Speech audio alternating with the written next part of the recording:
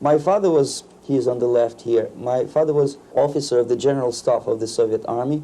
He was inspector of land forces, Soviet troops stationed in countries like Mongolia, Cuba, East European countries. This is the picture taken at the entrance of my Institute of Oriental Languages. It's a part of Moscow State University. As every Soviet student, I was, quote-unquote, volunteering for harvesting grain in Kazakhstan. By the end of my training in school, I was recruited by the KGB. This picture was taken on that day, and you can see again how happy it feels to be recruited by the KGB. Pay special attention to number of bottles on the table. One of my functions was to keep foreign guests permanently intoxicated the moment they land at Moscow airport. In 1967, the KGB attached me to this magazine, Look magazine. A group of 12 people arrived to USSR from United States to cover the 50th anniversary of October Socialist Revolution in my country. From the first page to the last page, it was a package of lies.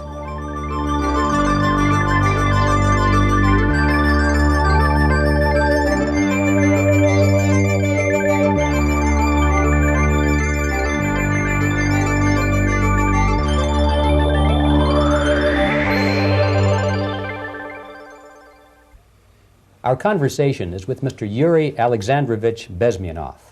Mr. Bezmenov was born in 1939 in a suburb of Moscow. He was the son of a high-ranking Soviet Army officer. He was educated in the elite schools inside the Soviet Union and became an expert in Indian culture and Indian languages. He had an outstanding career with Novosti, which was and still is, I should say, the press arm or the press agency of the Soviet Union. It turns out that this is also a front for the KGB. One of his interesting assignments was to brainwash foreign diplomats when they visited Moscow. And he'll tell us a little bit about how they did this and how they planted information which eventually wound up in the press of the free world. He escaped to the West in 1970 after becoming totally disgusted with the Soviet system, and he did this at great risk to his life. He certainly is one of the world's outstanding experts on the subject of Soviet propaganda and disinformation and active measures. Mr. Bezmenov, I'd like to begin by having you tell us a little bit about some of your childhood memories. Well, the most vivid memory of my childhood was Second World War, or to be more precise, the end of the Second World War, when all of a sudden United States, from a friendly nation, which helped us to defeat Nazism, turned overnight into a deadly enemy. And it was very shocking because all newspapers were trying to present an image of belligerent, aggressive American imperialism. Most of the things that we were taught is that United States is aggressive power, which is just about to invade our beautiful, free, socialist country, that American CIA is dropping Colorado beetles on our beautiful potato fields to eliminate our crops, and each schoolboy had a picture of Colorado bug on the back page of his notebook, and we were instructed to go into collective fields to search for those little Colorado bugs. Of course, we couldn't find any, neither we could find many potatoes, and that was explained again by the encroachments of the decadent imperialist power. The anti-American paranoia, hysteria in the Soviet propaganda was to of such a higher degree that many less skeptical people or less stubborn would really believe that United States is just about to invade our beautiful motherland, and some secretly hope that it will come true. That's interesting. Yes.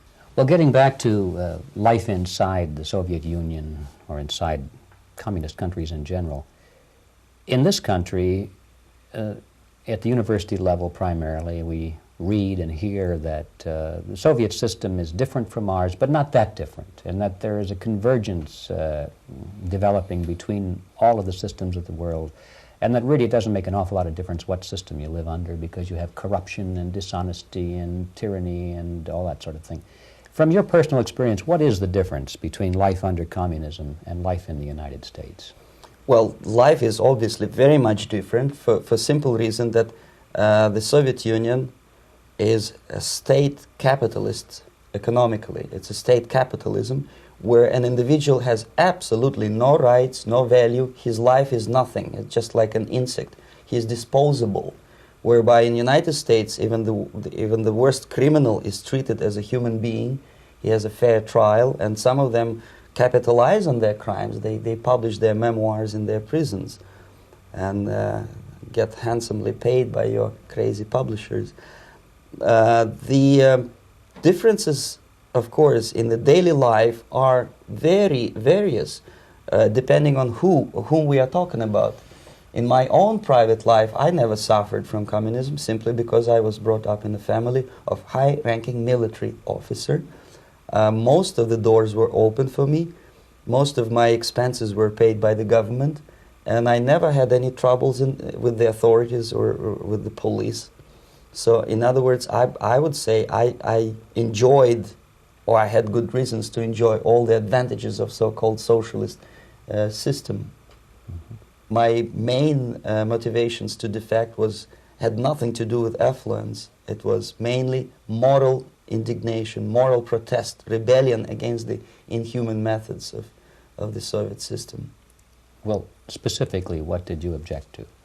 I objected, first of all, against oppression of my own dissidents and intellectuals.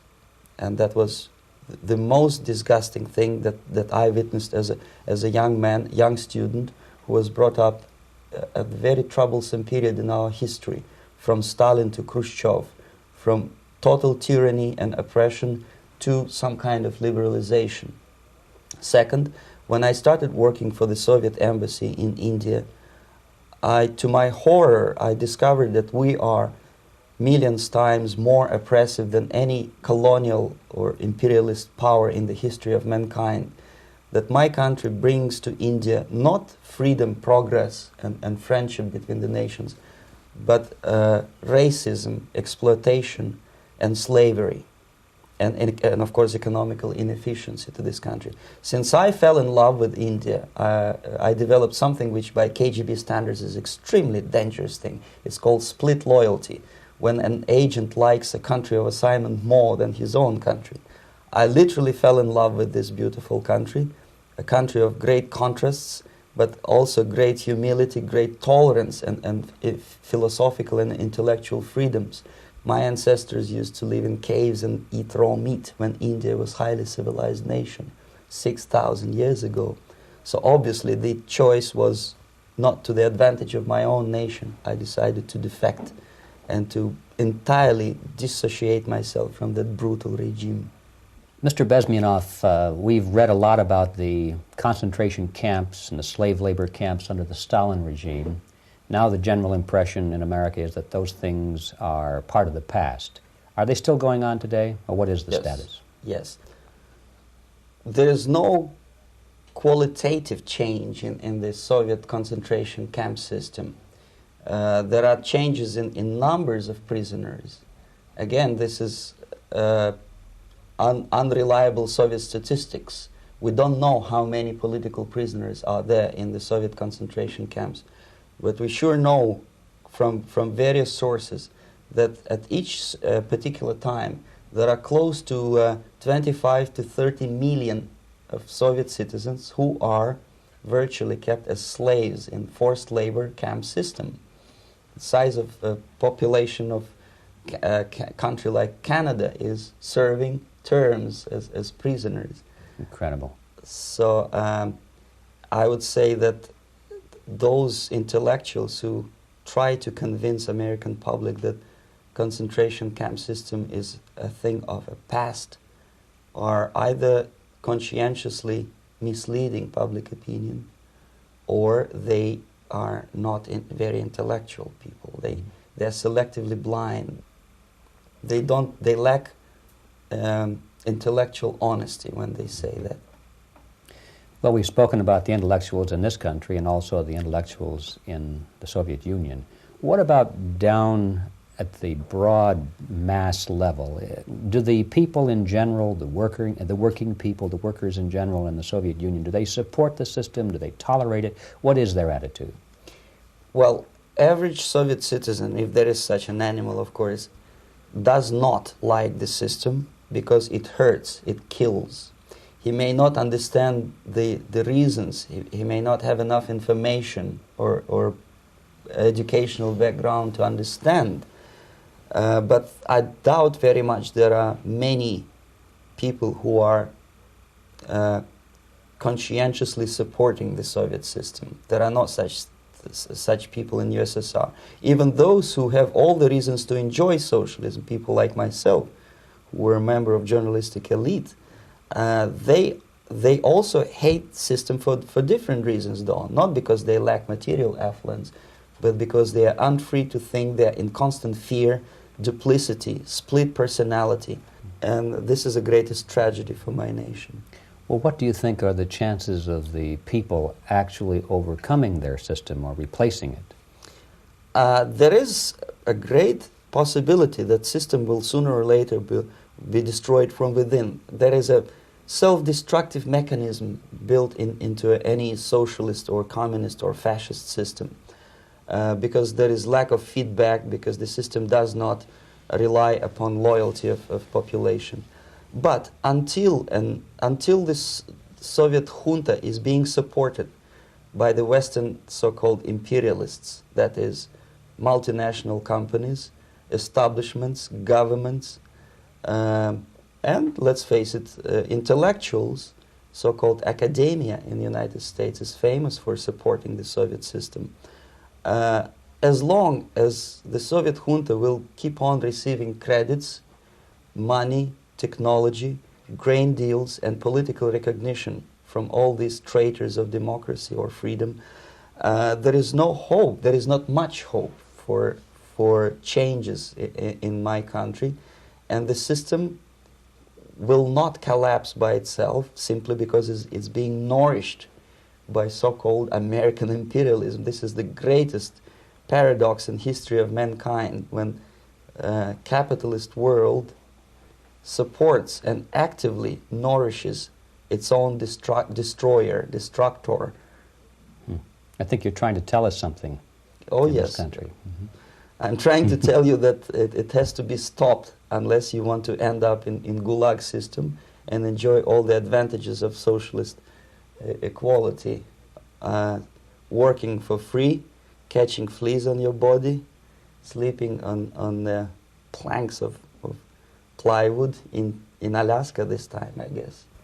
That's where Americans will belong, unless they will wake up, of course, and force their government to stop aiding Soviet fascism. Well, you told us a moment ago why you left the system. I'd like to hear the details of how you did it. It must have been a very dangerous thing. It was not so dangerous, it was crazy. First of all, because defecting in India is virtually impossible, thanks to very strong pressure from the Soviet government. Excuse me, you were in India on assignment at that time. Yes, I was working for the Soviet embassy in New Delhi as a press officer. And defecting for a Soviet diplomat is next to impossible. It's a suicide, as I said, because a great friend Indira Gandhi pushed a law through parliament which says, and I quote, "No defector from any country has a right of political asylum in any embassy on the territory of Indian Republic," which is a masterpiece of hypocrisy. No other defector but the Soviet one needs a political asylum. So knowing that perfectly well, I planned a craziest possible way to defect. I studied counterculture in India. There were thousands of young American boys and girls with no shoes, long hair, smoking hash and marijuana, studying sometimes Indian philosophy, sometimes simply pretending that they study. And they greatly annoyed Indian police, and they were laughing stock of Indians because obviously they were good-for-nothing students. I studied carefully where they congregate, what routes they travel, what language they speak, what do they smoke. And one day I simply joined a group of hippies to avoid detection of Indian police. I was dressed as a typical hippie with blue jeans, long kameez shirts with all kind of nice decorations like beads, long hairs, I bought a wig because for several weeks I had to turn myself from a conservative Soviet diplomat into a very progressive American hippie. And that was the only way that I could avoid detection. It was very interesting experience, but it was necessary because from my own knowledge as a member of Soviet embassy staff, I knew that there were many cases when Soviet defectors were betrayed by Indian police, and also some Western embassies played a very dirty role in betraying the Soviet defectors. According to our information, they were some, I wouldn't call them double agents, but simply amoral people working for this for the United States embassy, and confiding in people like this would be a suicide. So I had to be extremely careful. I could not trust anyone, and that was the reason for such a crazy way to defect. Well, had you been caught in the act of trying to get out, what would have happened to you? Oh, most likely I would end up in concentration camp, or depending on the situation and on the whim of some bureaucrat in KGB, maybe even executed. This is normal practice, quietly, of course, not publicly. But that would be the end of my defection, of course.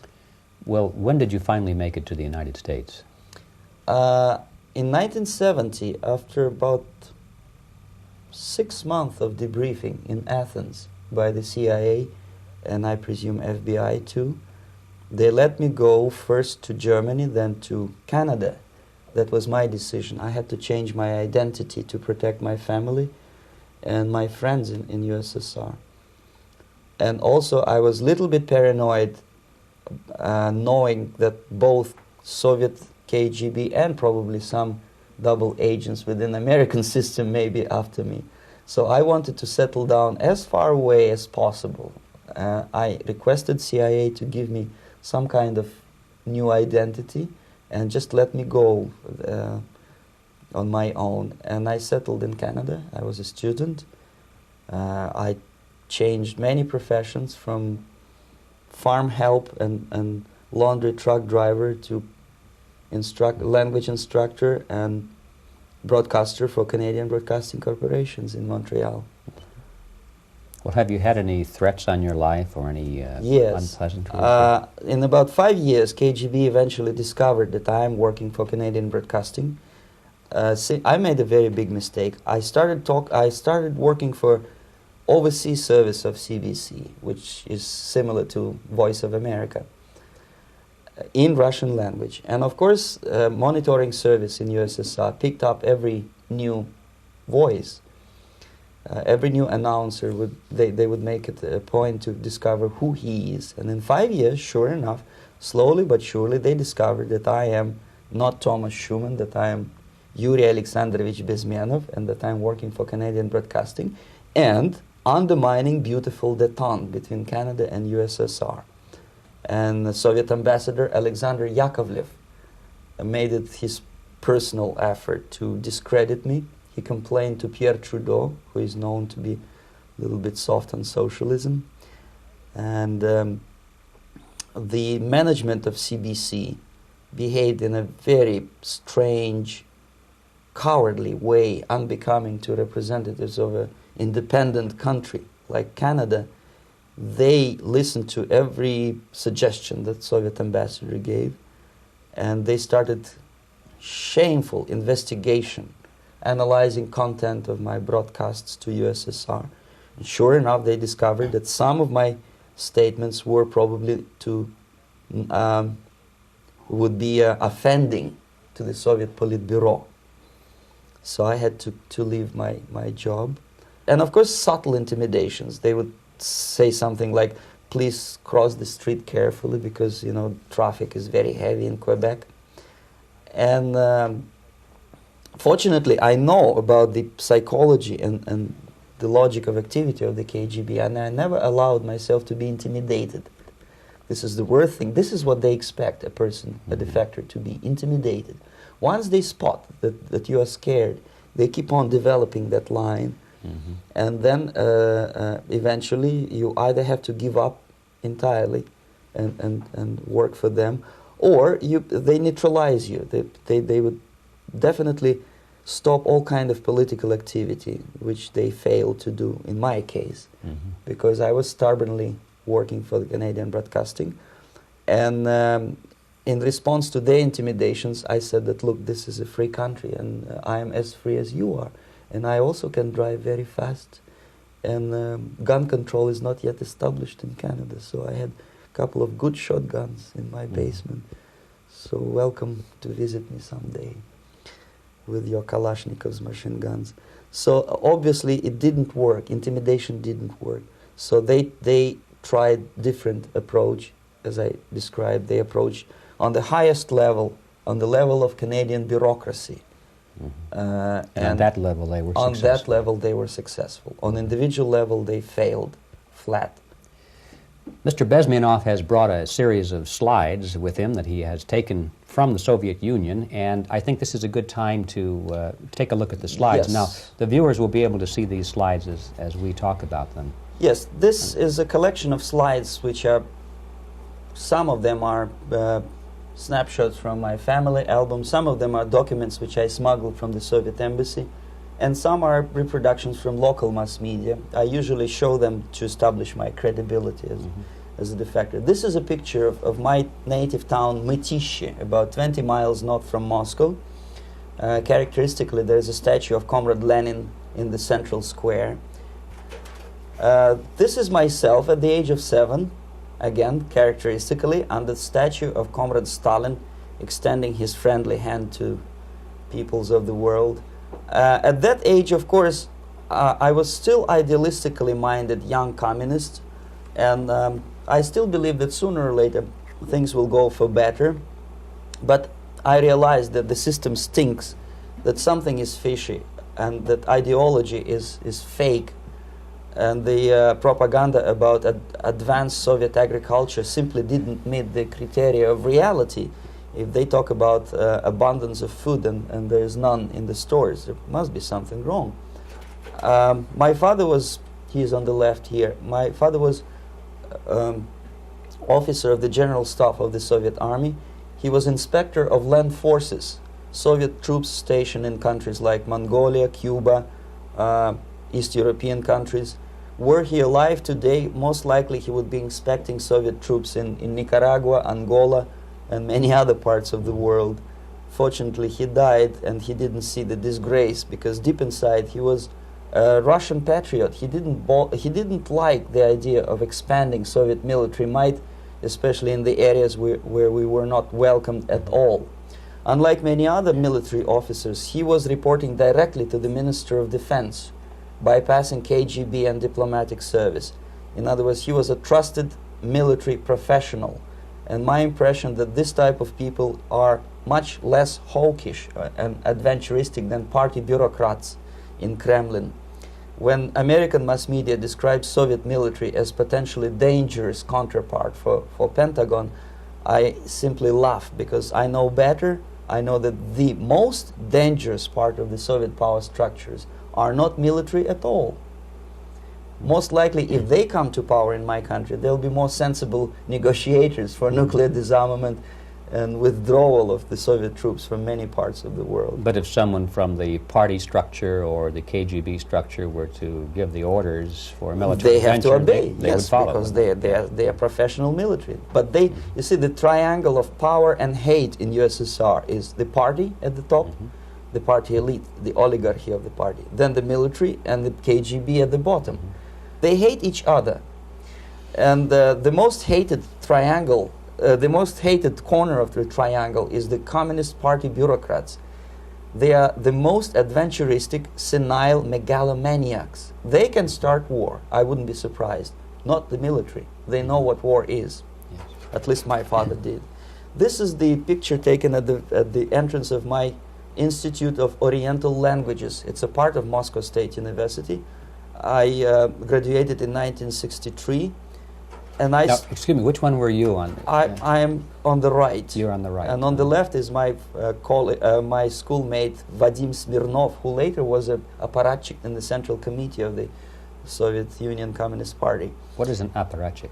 It's a functionary, something like civil service in British Empire. Someone who is never fired from the service. He stays there internally. He may not be promoted too high, but he's a dependable bureaucrat who will stay forever.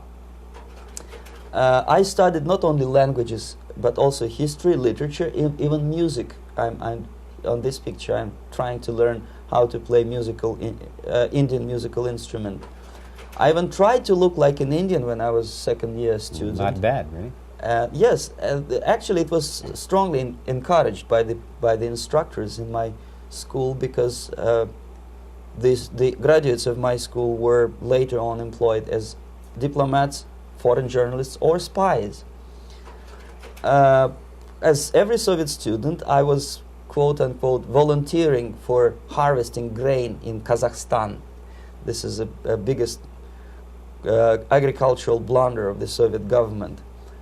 But I didn't have much choice, of course, because the communist motto borrowed from the Bible says, "Those who do not work shall not eat." And you can see me eating, therefore I was working, and you can see how happy I was about it. I went through a very extensive physical and military training, including the military games in areas, suburban areas of Moscow. And here, for example, we are on a tour in Arkhangelsk area. And by the end of my training in school, I was recruited by the KGB. This picture was taken on that day, and you can see again how happy it feels to be recruited by the KGB. Our conversation with Yuri Alexandrovich Bezmenov, who is a defector from the Soviet Union, a former propaganda agent for Novosti and the KGB, will continue after this message.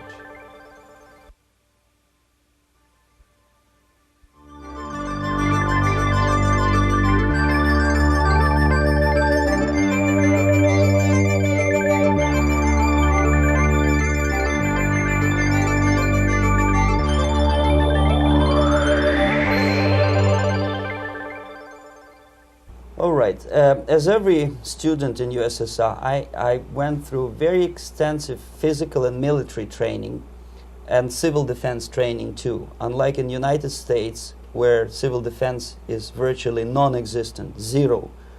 In USSR, every student, whatever his major subject, has to go through very extensive 4-year military and civil defense training. You can see me here with a group of students during one of the war games near Moscow. The main idea, of course, is to prepare a huge reserve army of the USSR. Each student has to graduate as a junior lieutenant. In my case, it was administrative and military intelligence service. My first assignment was to India as a translator with the Soviet Economical Aid Group, building refinery complexes in Bihar state and Gujarat state.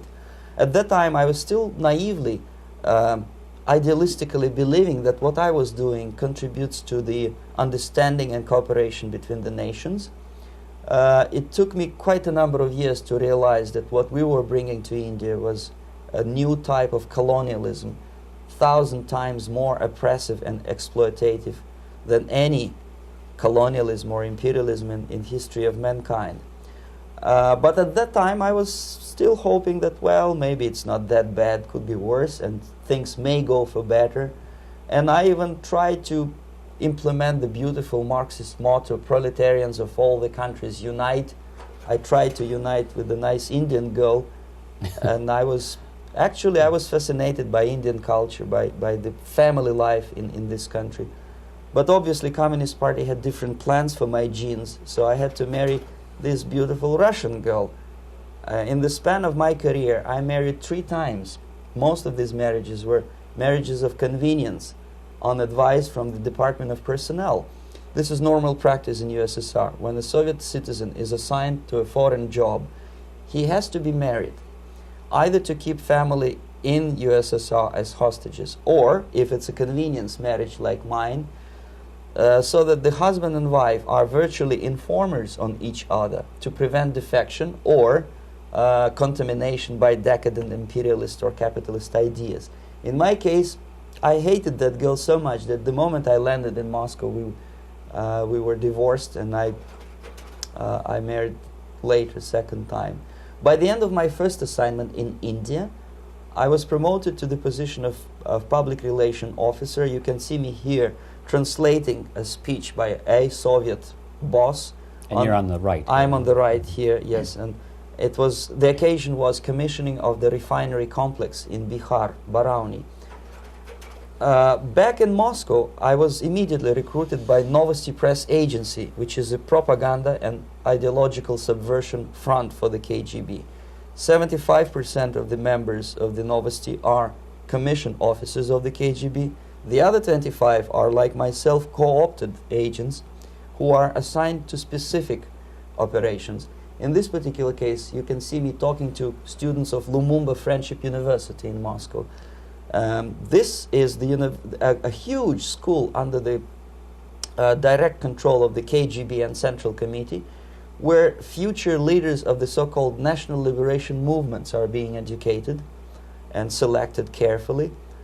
And some of them have absolutely, this, for example, is a group of students from Lumumba. They don't look like students at all. They look more like military, and that's exactly what they were. They were dispatched back to their countries to be leaders of the so-called national liberation movements, or to be translated into normal human language, leaders of international terrorist groups. Another area of activity when I was working for the Novosti was to accompany groups of so-called progressive intellectuals, writers, journalists, publishers, teachers, professors of colleges. You can see me here in Kremlin. I'm second on the left, with a group of Pakistani and Indian intellectuals. Most of them pretended they don't understand that we are actually working on behalf of the Soviet government and the KGB. They pretended that they are actually being guests, VIP intellectuals, that they are treated according to their merits and their intellectual abilities.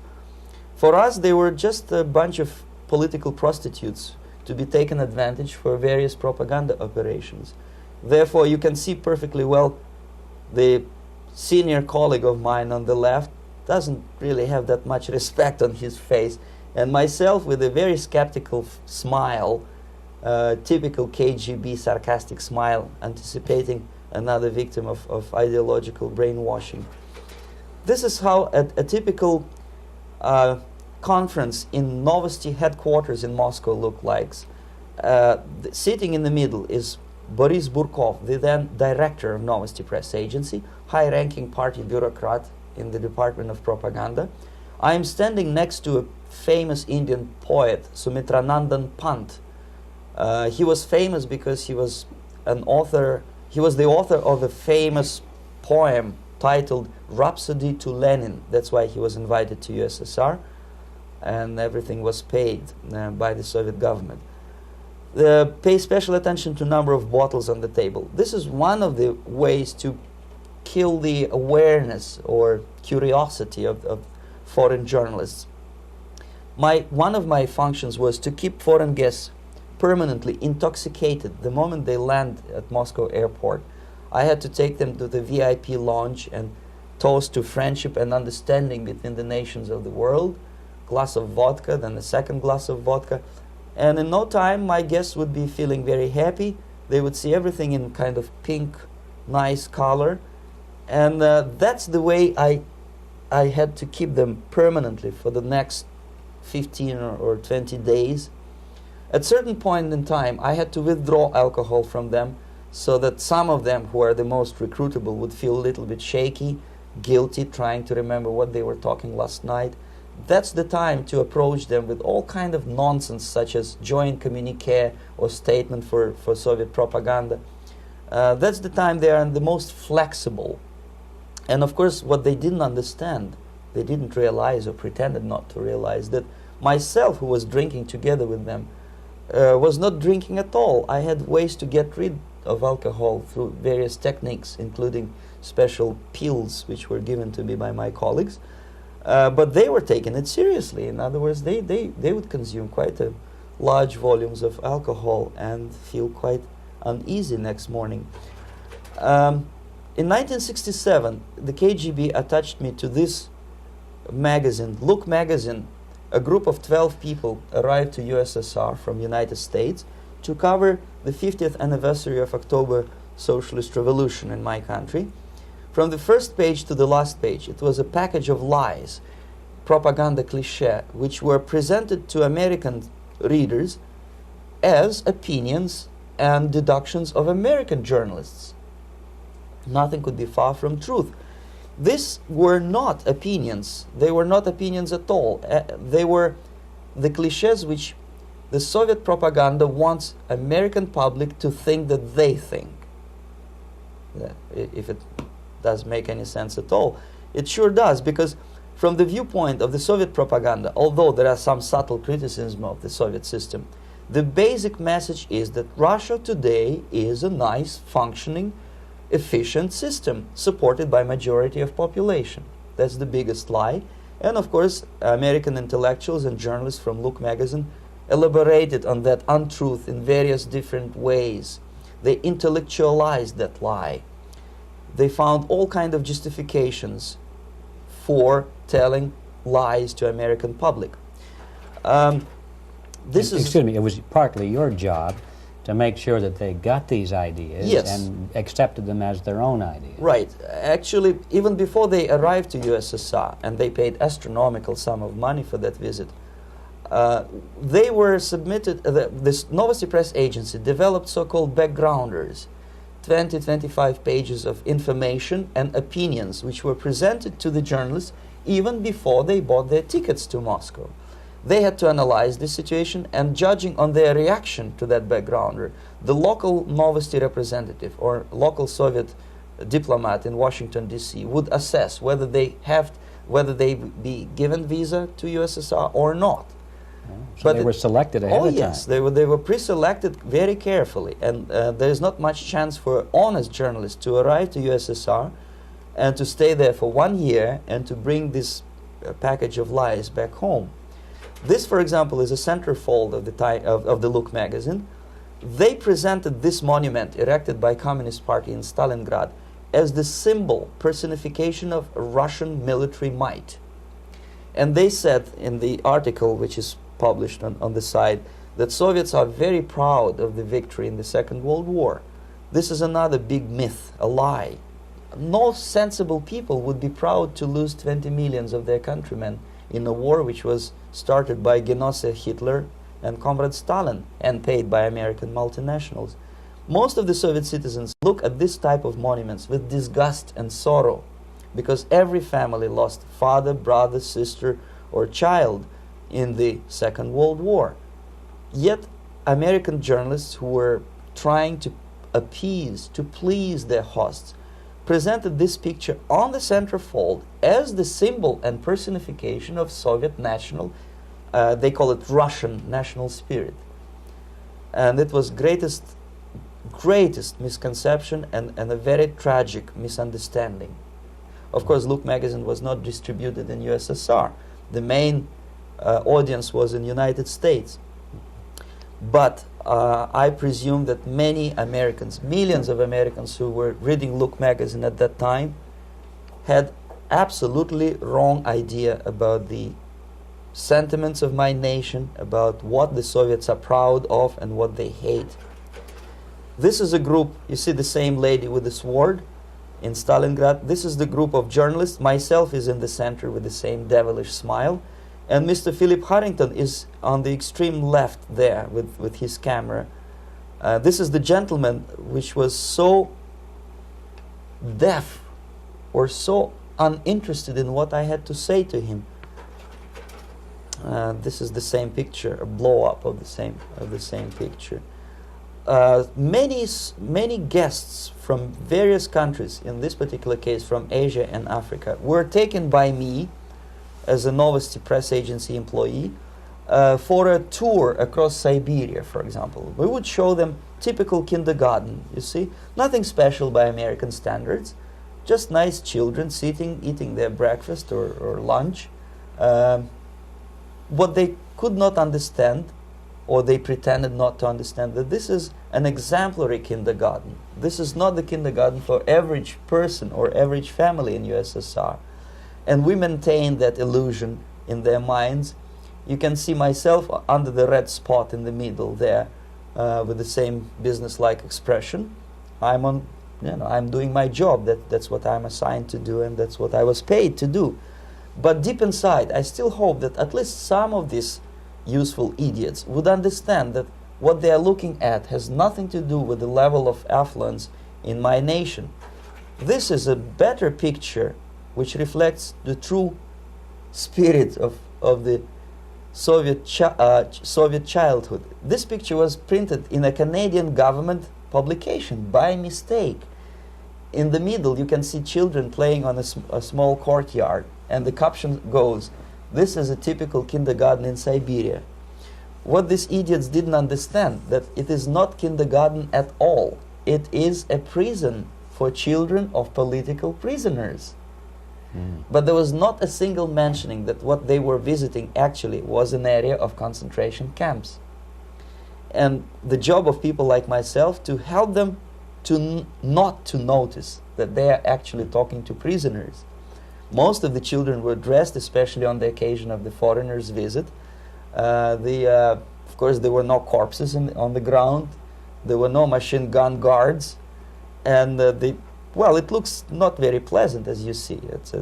It looks dull, but obviously it does not create an impression that this is actually a prison. Well, did any of the journalists have the curiosity to ask about prisons and that kind of thing? Yes. They were in Siberia. This Yes. is what you associate. Yes, some of them asked questions, and naturally we would give them, for the stupid question, we give them stupid answer. No, there are no prisons in Siberia. No, most of the people who you see are free citizens of USSR. They are very happy to be here, and they are contributing to the glory of the socialist system. Some of them pretended that they believe what I was telling them, and most of them, we may discuss it later, what are the motivations of these people? Why would they stubbornly bring lies to their own population through their own mass media? I have various answers to this. There is not a single explanation. It's a complex of explanations. It's fear, pure biological fear. They understand that they are on the territory of an enemy state, a police state. And just to save their rotten skins and their miserable jobs, their affluence back home, they would prefer to tell a lie than to ask truthful questions and report truthful information.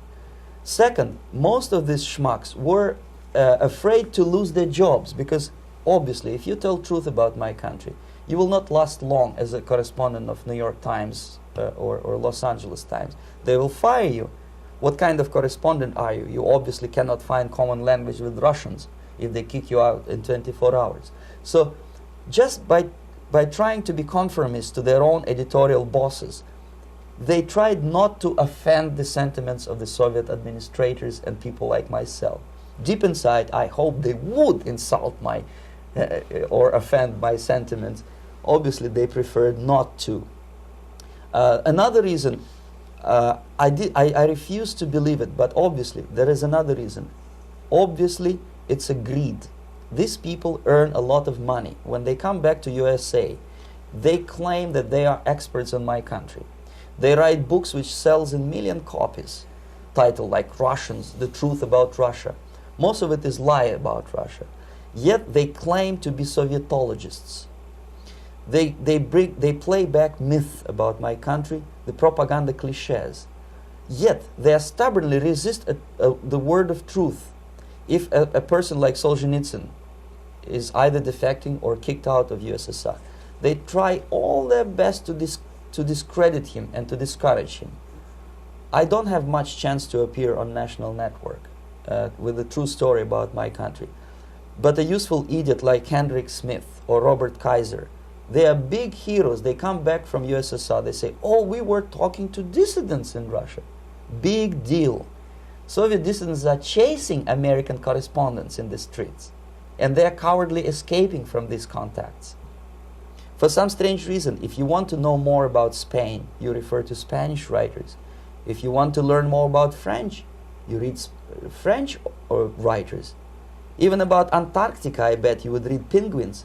Only about the Soviet Union, for some strange reason, you read Hendricks and Schmendricks and all kind of Kissingers, because they claim that they know more about my country. They know nothing, or next to nothing, or they pretend that they know more than they actually do. I would say they are dishonest people who lack integrity and common sense and intellectual honesty. They bring back all kind of stories like that. A kindergarten in Siberia. Omitting the most important fact, it's a prison for children of political prisoners. Another greatest example of monumental idiocy of American politicians.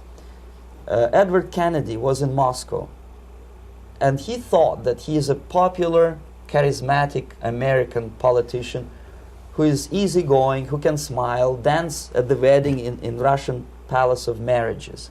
What he did not understand, or maybe he pretended not to understand, that actually he was being taken for a ride. This is a staged wedding, especially to impress foreign media, or useful idiots like Ed Kennedy. Most of the guests there, they had security clearance, and they were instructed what to say to foreigners. This is exactly what I was doing. You can see me in the same damn wedding palace in Moscow where Ed Kennedy was dancing here. You see, smiling. He thinks he's very smart. From the viewpoint of Russian citizens who observe this idiocy, he's narrow-minded, egocentrical idiot who tries to earn his own popularity through participation in propaganda farces like this. Here you can see myself. On the right, again, exemplary Soviet bride. On the left, 3 journalists from various countries, Asia, Africa, and Latin America. Obviously, they enjoying the situation. They will go back home and write the reports. We were present on a regular Soviet wedding. They were not present on a regular Soviet wedding. They were present, they were parts of a farce, of a circus performance. Another thing which I had to sometimes risking my life to explain to foreigners. Time magazine, for example, is very critical of South African racist regime. The whole article was dedicated to the shameful internal passport system where blacks are not allowing to live with whites. For some strange reason, for the last 14 years since my defection, nobody wanted to pay attention to my passport. This is my passport. It also shows my nationality, and it has a police rubber stamp, which is called propiska in Russian language, which assigns me to a certain area of residence. I cannot leave that area, same way as this black man cannot leave the area in South Africa. Yet we call South African government racist regime. Not a single Jane Schmonda or Fonda is brave enough, courageous enough to come to media and say, look, this is what happens in USSR. I send a copy of my passport to many American liberals and civil rights defenders and all the other useful idiots. They never bothered to answer me back. This shows what kind of integrity, what kind of honesty these people are. They're a bunch of hypocrites because they don't want to recognize a good example of racism in my country. This is the first stage of befriending a professor. You can see myself on the left with the same James Bond smile. On the right is my KGB supervisor, Comrade Leonid Mitrokhin, and in the middle a professor of political science in Delhi University. The next stage would be to invite him to a gathering of Indo-Soviet Friendship Society. There he is sitting next to his wife before he is being sent to USSR for a free trip. Everything is paid by the Soviet government. He was made to believe that he is invited to USSR because he is a talented, sober-thinking intellectual. Absolutely false. He is invited because he is a useful idiot, because he would agree and subscribe to most of the Soviet propaganda cliché. And when he is coming back to his own country, he is going for years and years to teach the beauties of Soviet socialism to newer and newer generations of his students, thus promoting the Soviet propaganda line. The KGB was even curious about this gentleman. It may look innocent. Maharishi Mahesh Yogi, a great spiritual leader, or maybe a great charlatan and crook, depending on from which side you are looking at him. Beatles were trained at his ashram in Hardwar in India how to meditate. Mia Farrow and other useful idiots from Hollywood visited his school, and they returned back to United States absolutely zonked out of their minds with marijuana, hashish, and crazy ideas of meditation. To meditate, in other words, to isolate oneself from the current social and political issues of your own country, to get into your own bubble, to forget about troubles of the world. Obviously, KGB was very fascinated with such a beautiful school, such a brainwashing center for stupid Americans. I was dispatched by the KGB to check what kind of VIP Americans attend this school. That's you on the left. Yes, I'm on the left. I was trying to get enrolled in that school. Unfortunately, the Maharishi Mahesh Yogi asked too much. He wanted $500 American for enrollment. But my function was not actually to get enrolled in the school. My function was to discover what kind of people from United States attend this school. And we discovered that yes, there are some influential members of family, public opinion makers of United States who come back with the crazy stories about Indian philosophy. Indians themselves look upon them as idiots, useful idiots. To say nothing about KGB, who looked at them as extremely naive, misguided people. Obviously, a VIP, say a wife of a congressman, or a prominent Hollywood personality, after being trained in that school, is much more instrumental in the hands of manipulators of public opinion and KGB than a normal person who understands, who looks through this type of fake religious training. Why would they be more susceptible to manipulation? I just mentioned that because, you see, a person who is too much involved in introspective meditation. You see, if you carefully look what Maharishi Mahesh Yogi is teaching to Americans, is that most of the problems, most of the burning issues of today can be solved simply by meditating. Don't rock the boat. Don't get involved. Just sit down, look at your navel, and meditate. And the things, due to some strange logic, due to cosmic vibration, will settle down by themselves. This is exactly what the KGB and Marxist-Leninist propaganda wants from Americans, to distract their opinion, attention, and mental energy from real issues of United States into a non-issues, into a non-world, non-existent harmony. Obviously, it's more beneficial for the Soviet aggressors to have a bunch of duped Americans than Americans who are self-conscious, healthy, physically fit, and alert to the reality. Maharishi Mahesh Yogi obviously is not on the payroll of the KGB. But whether he knows it or not, he contributes greatly to demoralization of American society. And he's not the only one. There are hundreds of those gurus who come to your country to capitalize on naivete and stupidity of Americans. It's a fashion. It's a fashion to meditate. It's a fashion not to be involved. So obviously, you can see that if KGB were that curious, if they paid my trip to Hardwar, if they assigned me to that strange job, obviously they were very much fascinated. They were convinced that that type of brainwashing is very efficient and instrumental in demoralization of the United States. Our conversation with Yuri Alexandrovich Bezmenov, who is a defector from the Soviet Union, a former propaganda agent for Novosti and the KGB, will continue after this message.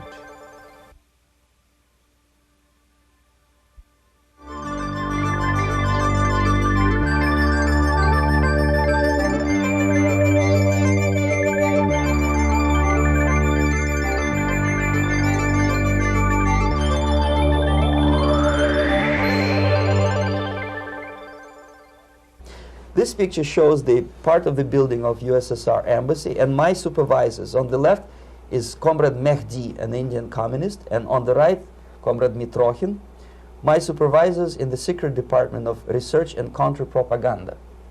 It has nothing to do with either research or counter-propaganda. Most of the activity of that department was to compile huge volume of information on individuals who were instrumental in creating public opinion. Publishers, editors, journalists, actors, educationalists, professors of political science, members of parliament, representatives of business circles. Most of these people were divided roughly in two groups. Those who would toe the Soviet foreign policy, they would be promoted to the positions of power through media and public opinion manipulation. Those who refused the Soviet influence in their own country would be character assassinated or executed physically come revolution. Same way as in the small town of Hue in South Vietnam, several thousands of Vietnamese were executed in one night when the city was captured by Viet Cong for only 2 days. And American CIA could never figure out how could possibly communists know each individual, where he lives, where to get him, and would be arrested in one night, basically in some 4 hours before dawn, put on a van, taken out of the city limits and shot. The answer is very simple. Long before communists occupied the city, there was extensive network of informers, local Vietnamese citizens, who knew absolutely everything about people who are instrumental in public opinion, including barbers and taxi drivers. Everyone who was sympathetic to the United States was executed. Same thing was done under the guidance of the Soviet embassy in Hanoi, and same thing I was doing in New Delhi. To my horror, I discovered that in the files where people were doomed to execution, there were names of pro-Soviet journalists with whom I was personally friendly. Pro-Soviet? Yes. They were idealistically minded leftists who made several visits to USSR, and yet the KGB decided that come revolution or drastic changes in political structure of India, they will have to go. Why is that? Because they know too much. Simply because, you see, the useful idiots, the leftists who are idealistically believing in the beauty of Soviet socialist or communist or whatever system, when they get disillusioned, they become the worst enemies. That's why my KGB instructors specifically made a point, never bother with leftists. Forget about these political prostitutes. Aim higher. This was my instruction. Try to get into large circulation, established conservative media. Rich, filthy rich movie makers, intellectuals, so-called academic circles. Cynical, egocentric people who can look into your eyes with angelic expression and tell you a lie. These are the most recruitable people, people who lack moral principles, who are either too greedy or too suffer from self-importance. They feel that they matter a lot.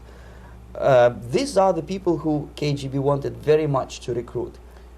But to eliminate the others, to execute the others, don't they serve some purpose? Wouldn't they be the ones they rely on? They serve purpose only at the stage of destabilization of a nation. For example, your leftists in United States, all these professors and all these beautiful civil rights defenders, they are instrumental in the process of the subversion only to destabilize the nation.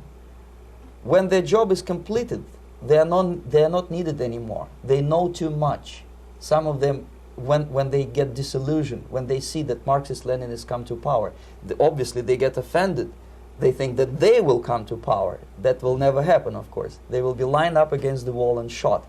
But they may turn into the most bitter enemies of Marxist-Leninists when they come to power. And that's what happened in Nicaragua. You remember most of these former Marxist-Leninists were either put to prison or one of them split, and now he's working against Sandinistas. It happened in Grenada when Maurice Bishop was already a Marxist. He was executed by a new Marxist who was more Marxist than this Marxist. Same happened in Afghanistan when first there was Taraki, he was killed by Amin, then Amin was killed by Babrak Karmal with the help of KGB. Same happened in Bangladesh when Mujibur Rahman, very pro-Soviet leftist, was assassinated by his own Marxist-Leninist military comrades. It's the same pattern everywhere. The moment they serve their purpose, all the useful idiots are either be executed entirely, all the idealistically minded Marxists, or exiled or put in prisons, like in Cuba. Many former Marxists are in Cuba, in prison. So most of the Indians who were cooperating with the Soviets, especially with our Department of Information of the USSR Embassy, were listed for execution. And when I discovered that fact, of course I was sick. I was mentally and physically sick. I thought that I'm going to explode one day during the briefing at the ambassador's office. I would stand up and say something that we are basically a bunch of murderers. That's what we are. It has nothing to do with friendship and understanding between the nation and blah, blah, blah. We are murderers. We behave as a bunch of thugs in a country which is hospitable to us, a country which with ancient traditions. But I did not defect. I tried to get the message across. To my horror, nobody wanted even to listen, least of all to believe what I had to say. And I tried all kinds of tricks. I would leak information through letters or lost documents or something like that. And still I got no message. The message was not published, even in the conservative mass media of India. The immediate impulse to defect was Bangladesh crisis, which was described by American correspondents as Islamic grassroots revolution, which is absolute baloney. There was nothing to do with Islam, and there was no grassroots revolution. Actually, there are no grassroots revolutions, period. Any revolution is a byproduct of a highly organized group of conscientious and professional organizers, but has nothing to do with grassroots. In Bangladesh, it was nothing with grassroots. Most of the Awami League party members, Awami League means People's Party, were trained in Moscow in the High Party School. Most of the Mukti Fauj leaders, Mukti Fauj in Bengali means People's Army, same as SWAPO and all kind of liberation armies all over the world, the same bunch of useful idiots. They were trained at Lumumba University and various centers of the KGB in Simferopol, in Crimea, and in Tashkent.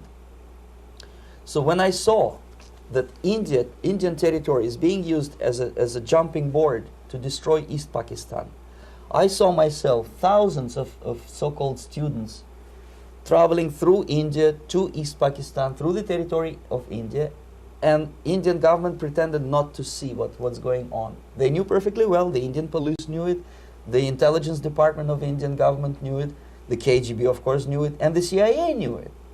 That was most infuriating, because when I defected and I explained to the CIA debriefers they should watch out because East Pakistan is going to erupt any moment, they said I was reading too many James Bond novels. Anyway, so East Pakistan was doomed. One of my colleagues in the Soviet consulate in Calcutta, when he was dead drunk, he ventured into the basement to relieve himself, and he found big boxes which said printed matter to Dhaka University. Dhaka is the capital of East Pakistan. And since he was drunk and curious, he opened one of the boxes and he discovered not printed matter. He discovered Kalashnikov guns and ammunition in there. Anyway, it's a long story. When I saw the preparations for the invasion into East Pakistan, obviously I wanted to defect immediately. The only thing I couldn't at that time make up my mind when and where and how. One of the reasons, of course, you see, I was in love with India. I mentioned that before. I spoke the languages. I socialized with people. And I understood that I had to act fast unless I want this beautiful country to be permanently and irreparably damaged by our presence. One of the reasons not to defect was, as you can see, I was living in relative affluence. Who the hell in the normal mind would defect and do what? To be abused by your media, to be called McCarthyist and fascist and paranoid, or to drive a taxi in New York City? What for? What the hell for should I defect? To be abused by Americans, to be insulted in exchange for my effort to bring the truthful information about impending danger of subversion. As you can see, I was living in quite a comfortable conditions next to swimming pool, where Indians were not allowed, by the way. I was highly paid expert in propaganda. I had my family. I was respected by my nation. My career was cloudless. The third reason, how to defect with the family. To defect with the baby and the wife would be virtual suicide, because according to law, that hypocritical law which I quoted before, the Indian police will have to hand me over back to the KGB, and that will be the end of my defection and probably my life. Again, I cannot smuggle my wife because she was not quite sure what I was doing. She was not that idealistically involved, and she was definitely not in the total picture of what I was doing for the KGB. She would be shocked if I put her in my van and drive her to the American embassy or elsewhere. That would be a greatest danger. So again, I had to defect in such a way that my defection would look as simple disappearance. And there were many cases like that when the Soviet agents simply disappeared, either killed in action or, thanks to their curiosity and their close contacts with radicals, some of them were killed by the Marxists, by the way. It happened in many African countries when the Soviet KGB were killed by Africans themselves.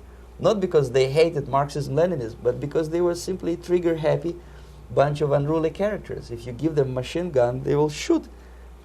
And some of the Soviets obviously were not careful enough to protect themselves, and they got into embarrassing situations when they were shot at the crossfire between factions of so-called liberation movements.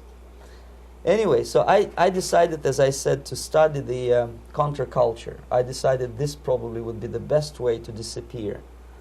I socialized with characters like this. On the left, you see, he's a barefoot American hippie.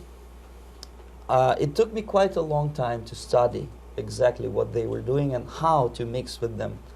But eventually I did it. Most of Indian newspapers carried my picture and promise of 2,000 rupees for information about my whereabouts.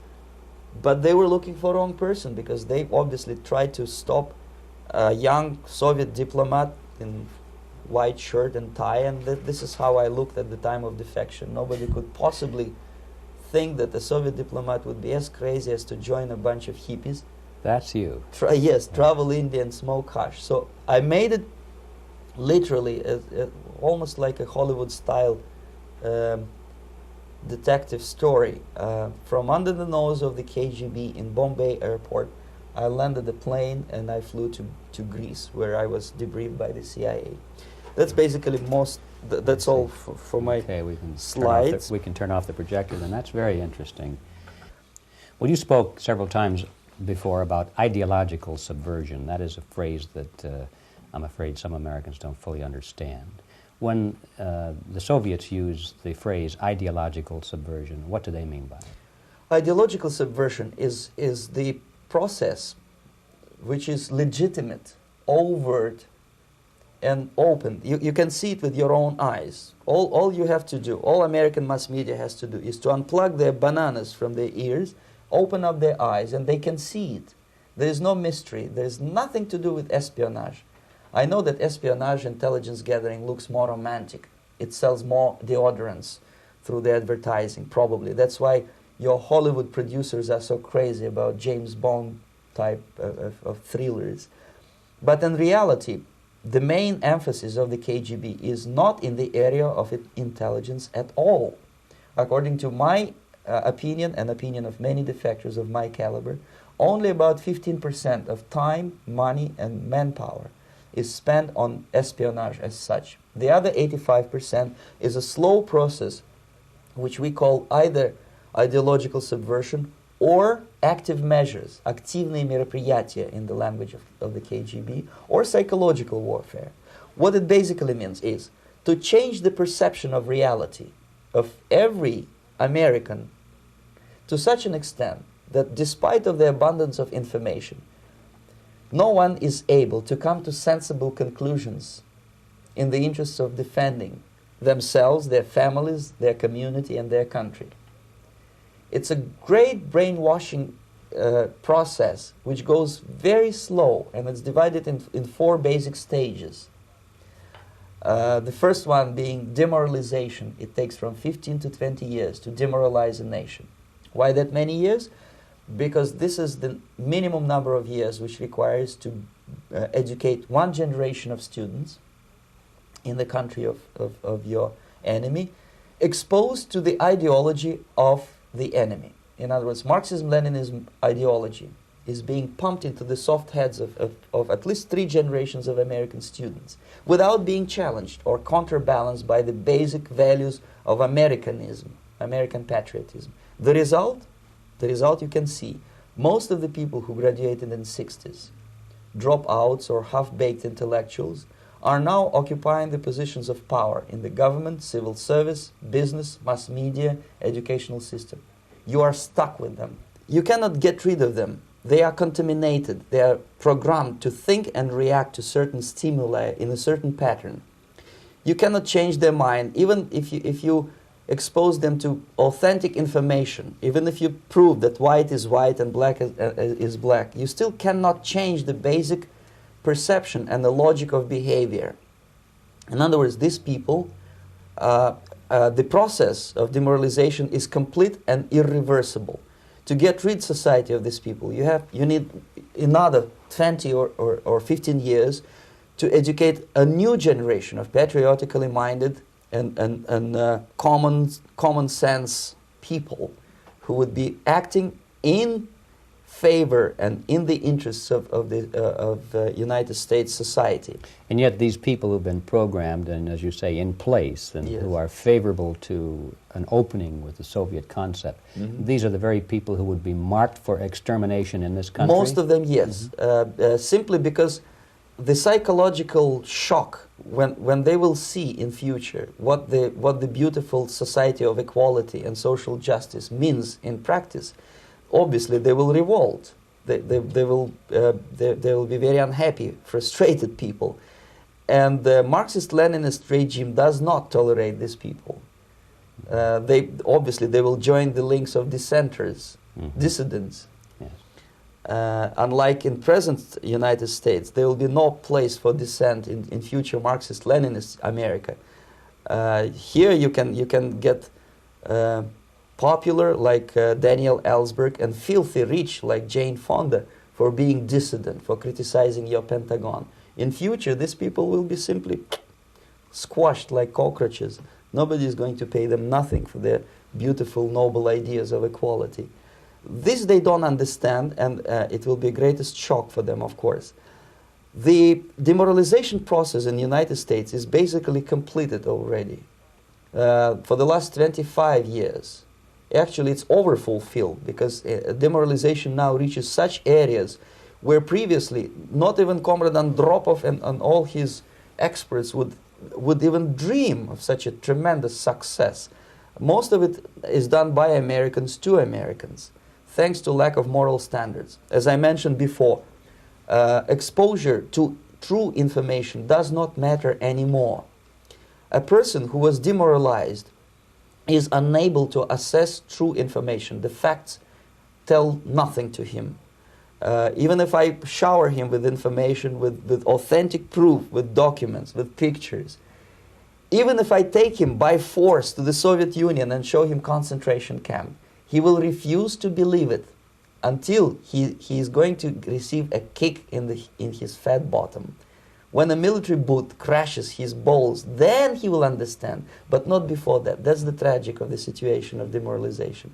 So basically America is stuck with demoralization, and unless, even if you start right now, here, this minute, you start educating new generation of Americans, it will still take you 15 to 20 years to turn the tide of ideological perception of reality back to normalcy and patriotism.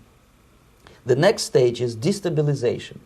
This time, subverter does not care about your ideas and the patterns of your consumption. Whether you eat junk food and get fat and flabby, doesn't matter anymore. This time, and it takes only from 2 to 5 years to destabilize a nation, what matters is essentials: economy, foreign relations, defense systems.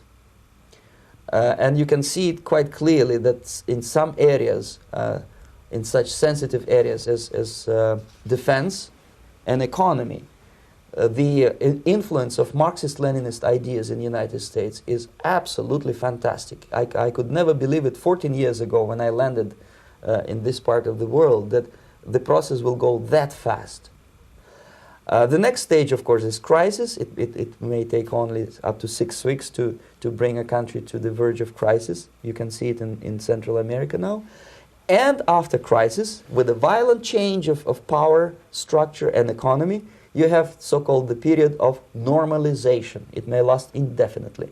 Normalization is a cynical expression borrowed from Soviet propaganda. When the Soviet tanks moved into Czechoslovakia in '68, Comrade Brezhnev said, "Now the situation in brotherly Czechoslovakia is normalized."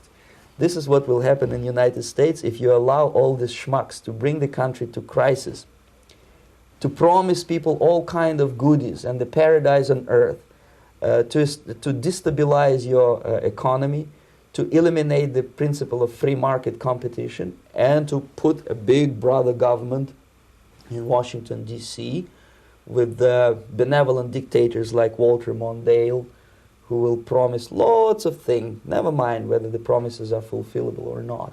He will go to Moscow to kiss the bottoms of new generation of Soviet assassins, never mind. He will create false illusions that the situation is under control. Situation is not under control. Situation is disgustingly out of control. Most of the American politicians, media, and educational system trains another generation of people who think they are living at a peacetime. False. United States is in the state of war, undeclared total war against the basic principles and the foundations of this system.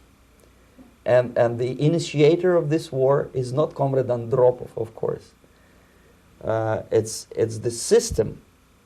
However ridiculous it may sound, the world communist system or the world communist conspiracy, whether I scare some people or not, I don't give a hoot. If you are not scared by now, nothing can scare you. But you don't have to be paranoid about it. What actually happens now, that unlike myself, you have literally several years to live on unless the United States wake up. The time bomb is ticking. With every second, the disaster is coming closer and closer. Unlike myself, you will have nowhere to defect to, unless you want to live in Antarctica with penguins. This is it. This is the last country of freedom and possibility. Okay, so what do we do? What is your recommendation to the American people? Well, the immediate thing that comes to my mind is, of course, there must be a very strong national effort to educate people in the spirit of real patriotism, number one. Number two, to explain them the real danger of socialist, communist, whatever, welfare state, big brother government. If people will fail to grasp the impending danger of that development, nothing ever can help United States. You may kiss goodbye to your freedom, including freedoms to homosexuals, to prison inmate. All this freedom will vanish, evaporate in 5 seconds, including your precious lives. The second thing, the moment at least part of United States population is convinced that the danger is real, they have to force their government. And I'm not talking about sending letters, signing petitions, and all this beautiful, noble activity. I'm talking about forcing United States government to stop aiding communism. Because there is no other problem more burning and urgent than to stop the Soviet military-industrial complex from destroying whatever is left of the free world. And it is very easy to do. No credits, no technology, no money, no political or diplomatic recognition, and of course no such idiocy as grain deals to USSR. The Soviet people, 270 millions of Soviets, will be eternally thankful to you if you stop aiding a bunch of murderers who sit now in Kremlin and whom President Reagan respectfully calls government. They do not govern anything, least of all such complexity as the Soviet economy. So basic, two very simple, maybe too simplistic answers or solutions, but nevertheless they are the only solutions. Educate yourself, understand what's going on around you. You are not living at the time of peace. You are in a state of war, and you have precious little time to save yourself. You don't have much time, especially if you are talking about young generation. There's not much time left for convulsions and sexual masturbation to the beautiful disco music. Very soon it will go, just overnight. If we are talking about capitalists or wealthy businessmen, I think they are selling the rope on which they will hang very soon. If they don't stop, if they cannot curb their unsettled desire for profit, and if they keep on trading with the monster of the Soviet communism, they are going to hang very soon. And they will pray to be killed, but unfortunately they will be sent to Alaska probably to manage industry of slaves. It's simplistic. I know it sounds unpleasant. I know Americans don't like to listen to things which are unpleasant. But I have defected not to tell you the stories about such idiocy as microfilm, James Bond type espionage. This is garbage. You don't need any espionage anymore. I have come to talk about survival. It's a question of survival of this system. You may ask me, what is it in for me? Survival, obviously, because unlike, as I said, I am now in your boat. If we sing together, we'll sing beautifully together. There is no other place on this planet to defect to.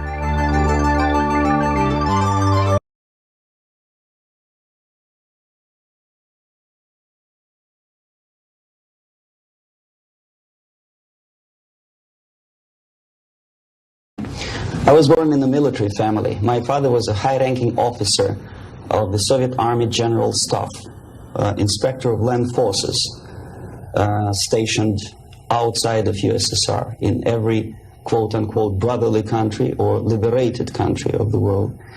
I graduated from Oriental Studies Institute, affiliated to Moscow State University in 1963. I started working with Novosti Press Agency, the biggest propaganda and ideological subversion organization of USSR, which is directly under KGB. Ostensibly, it's a public news agency. Novosti in Russian language means news, but there are no news. It's mainly propaganda. My first job was a translator with Economical Aid Group in India. We were building refineries and other industrial projects in public sector, socialist sector of India. My last job was press officer of the Soviet embassy in New Delhi. I defected in 1970, landed in Canada, worked for several years as a producer of Canadian Broadcasting Corporation, overseas service in Russian language, similar to Voice of America. Then I was teaching at University of Toronto, Political Science Department, McGill University, Slavic Studies, and School of Journalism, Ottawa, in Carleton University in Ottawa. Last year, I joined a small Russian language publishing house here in Los Angeles, and now I'm a political analyst for weekly Panorama newspaper. Lumumba University language instruction was my so-called extracurricular activity, which is usually given to Soviet young communists as a non-paid job to prove loyalty to the party. I was instructing students from Asia, Latin America, and Africa before they entered an ideological indoctrination class. It was mainly Russian language instruction, after which the students usually join 2-year or 3-year extensive course in Marxist-Leninist ideological indoctrination, plus their own subjects of their choice, medicine, physics, chemistry, whatever. If after 5 or 6 years studying, they are proven to be, well, flexible, loyal, cynical enough to follow the Soviet foreign policy, they are being transferred to a KGB school for a period of 2 years, after which they are being dispatched back to their native countries and become so-called sleepers. The word originated from sleeping. For several years, they sleep in their own countries doing nothing. Sometimes they're pursuing their own careers, become lawyers, doctors, teachers, taxi drivers, barbers, and they spring into action after many years of destabilization of their own countries as Soviet agents. Therefore, all of a sudden you discover well-established lawyers in a country like Nicaragua who are, for some strange reason, are bitterly against quote-unquote American imperialism and idealistically for Soviet Marxist-Leninist imperialism. I joined Novosti Press Agency before I graduated from the Oriental Studies Institute, where I studied Hindi and Urdu, two languages of Indian subcontinent. Urdu is the language of Pakistan and Hindi is the language of India. The journalistic part of my training was ordinary journalism, mass media, communication theories and studies. Together with that, we had a very extensive training in military, civil defense, intelligence, and ideological subversion. So even before I graduated, I started working with Novosti Press Agency, first as a translator, interpreter, and guide with foreign delegations who were invited to USSR and who were shown all the beauties of socialism and dispatched back to their countries to explain to their people how beautiful is socialism. My role was directly linked with KGB activities of brainwashing and psychological assessment of these guests.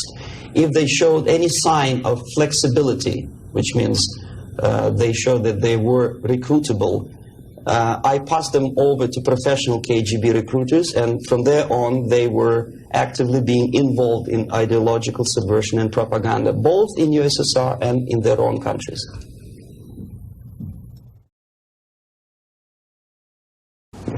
Well, decision of course was very painful and difficult. But on the other hand, I didn't have any illusions or allusions about the Soviet system and communist or socialist system. It's the most rotten and unworking system in the world. Some people call it state capitalism, socialism, centralized planning, whatever. It doesn't really matter what kind of name you attach to the system. Basically, if you're a religious person, it's a devilish, satanistic system which appeals only to the most primitive, negative side of human nature. The basis of that system is denial of private property, human dignity, and personal responsibility, and of course any religious affiliation of a human being to God as a supreme being. My dissatisfaction, disillusionment, if you can call it, because I never was illusioned with the communism, started as early as from age 6, I guess.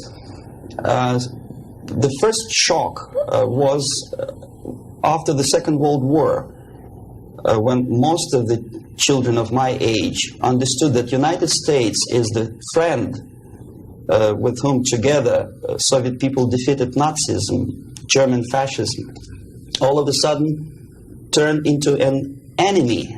And all of a sudden the propaganda turned 180 degrees around, and we were brainwashed in the spirit of hatred to everything which is American.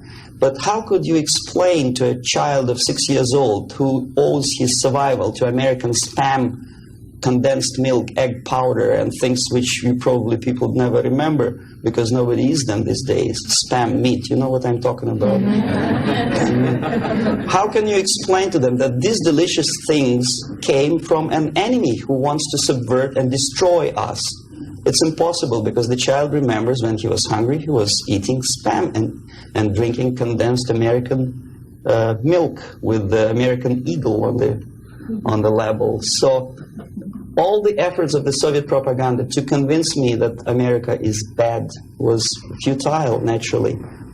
That was the first shock. The second was this 20th Congress of the Soviet Communist Party, when Khrushchev revealed the atrocities of Stalin, terrorism, and murder, systematic murder of millions of innocent people. That was another greatest shock. And the third shock, of course, when I was already grown up, a student, invasion into Czechoslovakia in 1968. That was the last point. And when I was in India, acting as a Soviet official, a Soviet diplomat, I understood that sooner or later I have to defect and to explain what exactly I was doing in India. I fell in love with that country because at that time this country didn't do any harm to any neighbors, least of all to the Soviet Union. And yet we did so much harm to that country that I decided to defect and explain it, first to Indians, then to American politicians, intelligence communities, and media. Unfortunately, I didn't have much success because my stories were treated with a great skepticism. I was called paranoid, McCarthyist, fascist, Cold War maniac, and other names which I don't want to mention here. And it took me quite a number of years to understand that I'm talking to people who are trying to prevent average American from knowing the truth about communism. The basic methods are not that much different from activities of any public relation officer from any big company. Say Coca-Cola, I bet they have their own department of public relations and press relations. But the ultimate goal, the ultimate purpose is different. If Coca-Cola wants to make profit and to sell more Coca-Cola to nations of the world, the Soviet Union, the ultimate purpose of the Soviet system is not to sell anything, least of all ideology, is to destroy the civilization on which the affluence and freedom based, and replace it with a system of total control over life of human beings, the system of total exploitation. That's the ultimate purpose. My specific measures, which I was forced to do, unwillingly of course, but I had to do them just to promote myself further and further, is bribery, corruption, befriending politicians, members of parliament, influential scholars, members of civil service, businessmen. In other words, anyone who has anything to do with shaping of public opinion in the interests of the Soviet foreign policy. That would include a long process which sometimes is unnoticeable to an average person. It's a long-term process which is called ideological subversion. It's unnoticeable as movement of a small hand of a clock. You know it's going around, but even if you watch it intensely, you don't see the movement. The eventual result is befriending these people and trying to get them involved in the activity in the interests of the Soviet foreign policy. The immediate impulse when I learned that the Soviet Embassy, Department of Research and Counter-Propaganda, of which I was a deputy chief, is engaged neither in research nor in counter-propaganda. It is a department which is compiling information of private nature on individuals divided in two groups, good boys and bad boys. The sympathetic people were promoted in media and public life. The people who were opposed to the Soviet foreign policy were blackwashed, blackmailed, and destroyed, first morally and sometimes physically too. Understanding of what I was doing came to me when I looked through a press release of United States Information Service describing an incident in a South Vietnamese city of Hue, captured by communists from Hanoi for 48 hours. Then it was recaptured by United States and South Vietnamese armies, and to their horror they discovered that within 2 nights the communists could manage to round up more than 15,000 people and execute them. Most of these people were either sympathetic to the United States or to the Western culture, or directly involved in activities supporting United States President in South Vietnam, agents of CIA naturally, even barbers because they know too much. They were executed, and United States intelligence couldn't figure out how could they possibly do it in such short period of time. Later on they discovered, they found out from several defectors that long before communists occupied that city, there was an extensive omnipresent network of informers who knew exactly the addresses, the names, the whereabouts of each individual who was later executed. When I turned to my own files, I discovered that basically that information exists in my department. So it doesn't take much intelligence to understand what I was doing in India. I was compiling information. Comes revolution, these people would be executed. Indirectly, I was involved in a criminal activity, in mass murder. I decided to defect and explain it to Americans, and the response I already described. I was called a paranoid. But I decided to defect and try nevertheless. This is another long story. It's virtually impossible to defect in India simply because Indian government, under pressure from the Soviet government, if you can call them government, I don't call them government, I call them junta. They adopted a law as early as in 61 or 62, after Stalin's daughter defection especially. That law states that no embassy, no foreign legation on the territory of Indian Republic has a right to extend political asylum to any defector from any country, which is it's a masterpiece of hypocrisy. No other defector but a Soviet one needs a political asylum. If you are a Canadian or American, if you want to be nasty to your own government, the maximum you can do is just to pick up a phone and make a dirty phone call to your ambassador. Buy yourself a ticket and get lost.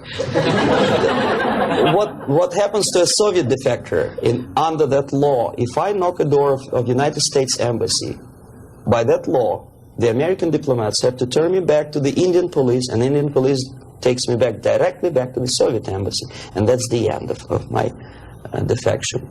So knowing that perfectly well and having contacts both with Indian police and American media corps, I understood that the only way for me was to disappear for a while. And the best way I discovered was to mix with a group of hippies. Mind you, that was the time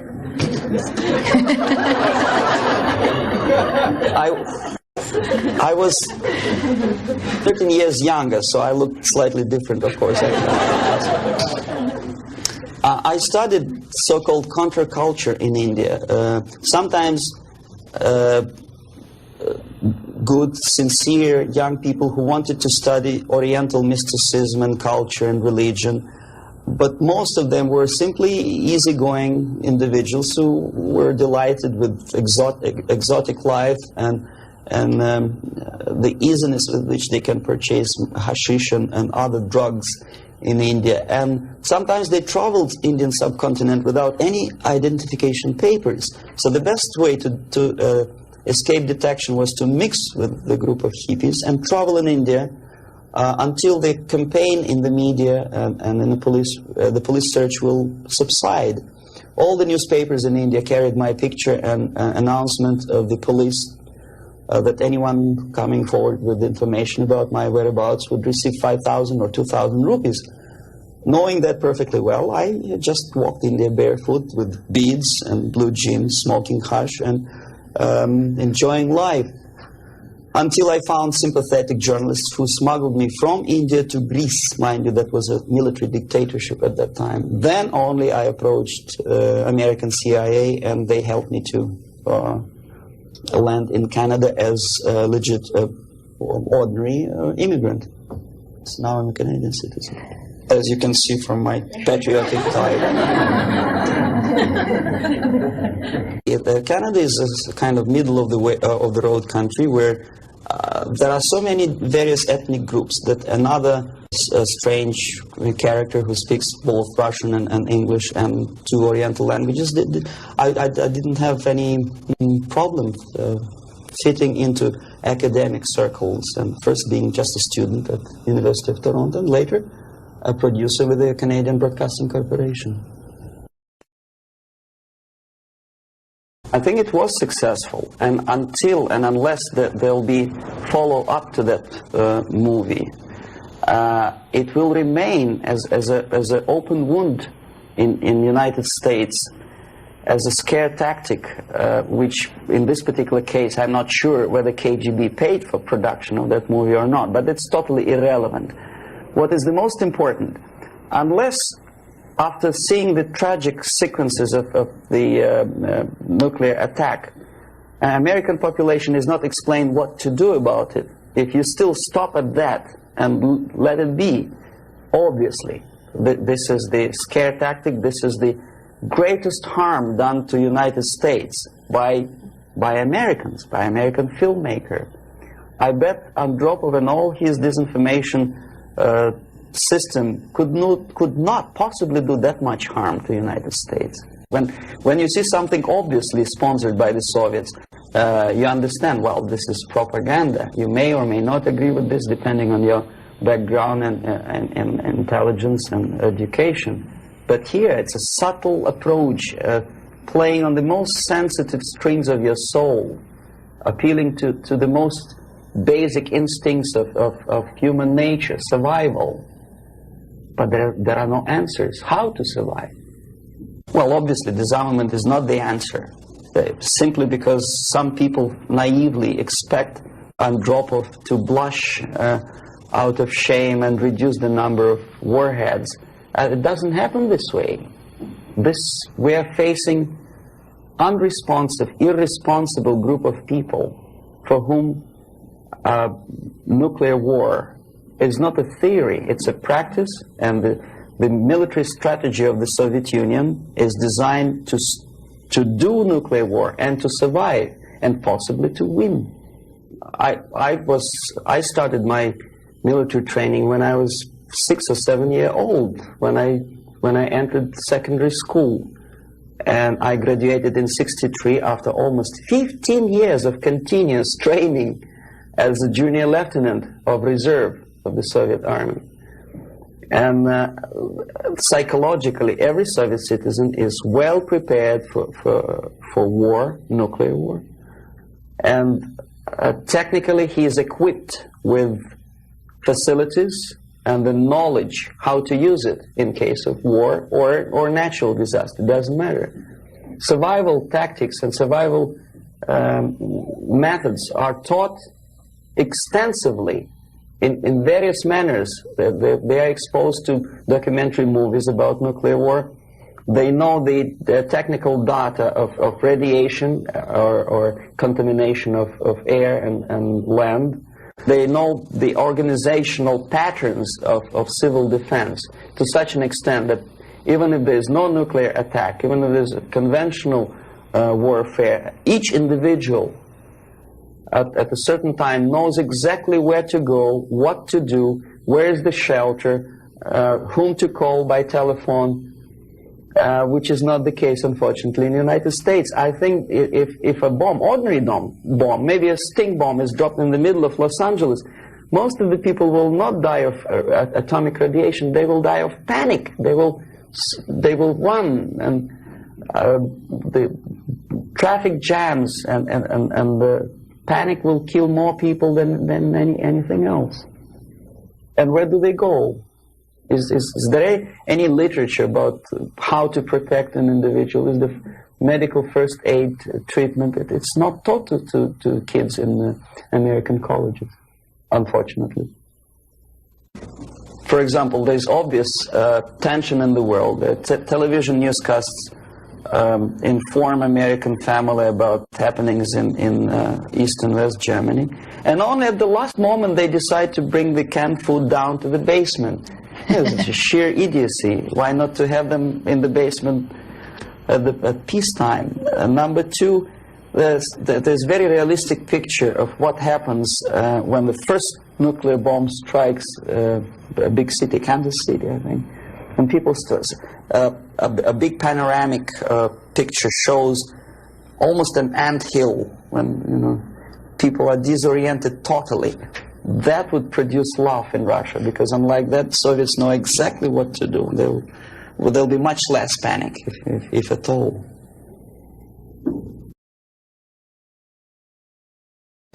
I know about infiltration of KGB into peace movement probably as much as an average American who reads newspapers systematically.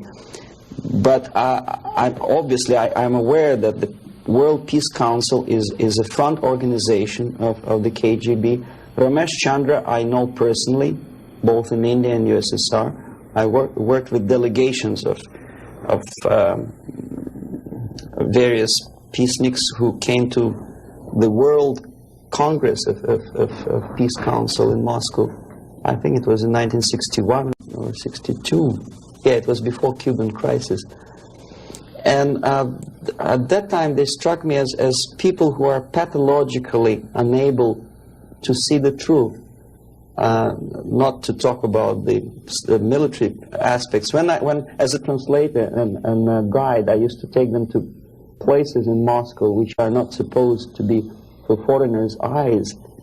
They didn't want to see it. They had their preconceived ideas. They were suffering from self-importance. They thought it's a great honor to sit in the Kremlin, in the Palace of Congresses, next to a debile from Kremlin, and talk about peace as if that person from Politburo means anything in peace movement. Self-delusion is the most predominant phenomenon among these people. Ramesh Chandra is a very shrewd politician who takes advantage of naive, misguided, idealistically minded, sometimes sincere people. But he is, my impression is that he's totally sold himself to the Soviets. He receives his payments or royalties or whatever you can call it in the form of prizes. Of course, it's very embarrassing if you approach a person of his caliber with money, with cash, and say, "Here, Comrade Ramesh Chandra, there's money for your propaganda in the interests of the Soviet Union." It's very unpolite. So instead, the Soviet Union creates artificial international bodies such as Jawaharlal Nehru Peace Committee, which consists of various progressive leaders, writers. Sometimes they're known figures and philosophers, educationalists. Sometimes they probably feel that if there's no other possibility to express the desire for peace, at least there is some legitimate overt activity where they can express themselves. That's okay. And they think they are too smart not to see that part of it is Soviet propaganda.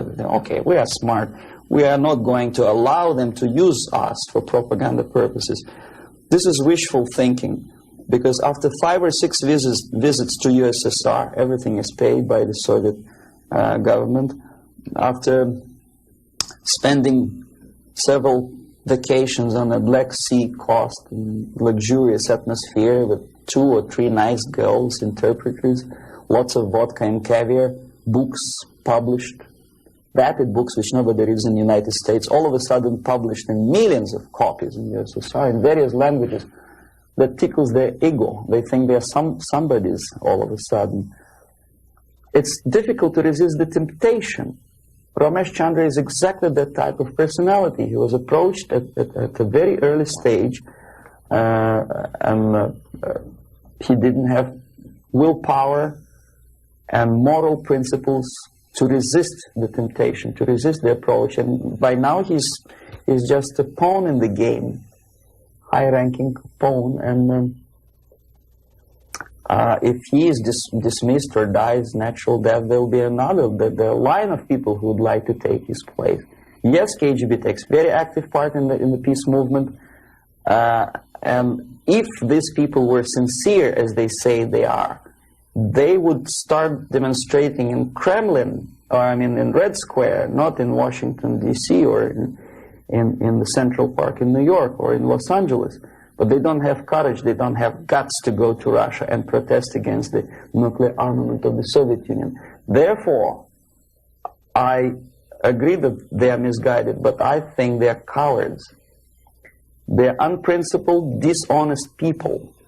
And there's no justification that they are misguided or poorly informed. It's their fault that they're poorly informed. There's enough information, there's enough possibility. In case of United States citizens, there's enough freedom to do what their consciousness should tell them to do. Go to Russia and protest against armament. It doesn't take much courage to take part in demonstration in Los Angeles. But if you're really genuinely concerned about peace, tell it to Brezhnev, tell it to Andropov, and we'll see how courageous and sincere you are. They don't do it. Well, the greatest strength, I think, is the basic principle of American democracy, common sense, and the value of the principles of private property and respect to human dignity and individual rights. The weakness is the permissiveness and lack of moral stamina, which, if you are a religious person could be interpreted as probably alienation from religion, alienation from God. Thinking too much in materialistic terms, thinking in short span of time for pragmatic advantages, disregarding the perspective of civilization. Some philosopher, I forget his name, I was a bad student in Moscow, said that the level of civilization is in direct proportion to the time span that human being thinks in future, for future. The least civilized people live today, this minute. The more civilized nations think about tomorrow, 10 years from now, 100 years from now. Well, this is one of the definitions of... Unfortunately, Americans are made to think in shorter and shorter time span terms. This is the greatest weakness. So therefore, enjoy life and make love, not war. I think that willpower and revitalization of traditional moral values and principles is the most desirable thing now, today. The sooner the better. The things, the principles and values on which the affluence and success of American civilization depends and based upon should be immediately revitalized and brought back to school programs, to media, and let's face it, propaganda. I'm not afraid of this word, unlike the left liberal journalists who think, oh, well, it's propaganda. I don't see anything wrong in propagating the basic moral principles and values on which America is built. Willpower, faith, unshakable faith that this country, this civilization is right and the enemy is wrong. No amount or no number of nuclear warheads and no size of the army will help United States to survive, whether there's nuclear war or conventional warfare. Vietnam proved very clearly that with all the technology, with all the supersonic bombers and napalm and whatnot, electronic gadgets and cold beer and Coca-Cola, you cannot defeat an enemy unless you are fighting and have faith in the righteousness of your fight. So that's the most urgent thing, I think. Wake up and convince yourself that you are on the right side. There should not be no neutralism or objectivity. Or objectivity is good when you are discussing philosophical concepts. In today's world, if you are neutral, you are already an enemy of your own country. You have to actively take part of your country, your side. One of the reasons of my defection is that I took side. I was decided to take part, to take choice, to make my own personal choice. For some strange reason today it's very fashionable, it's considered to be an intellectual chic, not to take sides. Academic media, academic circles, Hollywood stars, politicians, they think it's very fashionable, it's intellectual to be non-allied, non-committed, neutral. It's not intellectual, it's suicidal.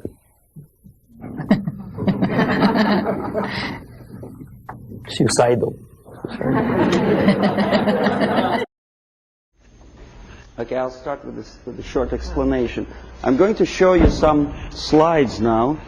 The things that you're going to see, there's nothing new actually. They're reproductions from various media organs in the United States, USSR. Probably you see these pictures 100 times a day. I'm going to give you a different viewpoint on the same things, same facts that you see, and probably don't take much trouble to understand and think what you are seeing. I don't know if you heard my introduction. I'm an ideological subverter, yes, from Russia.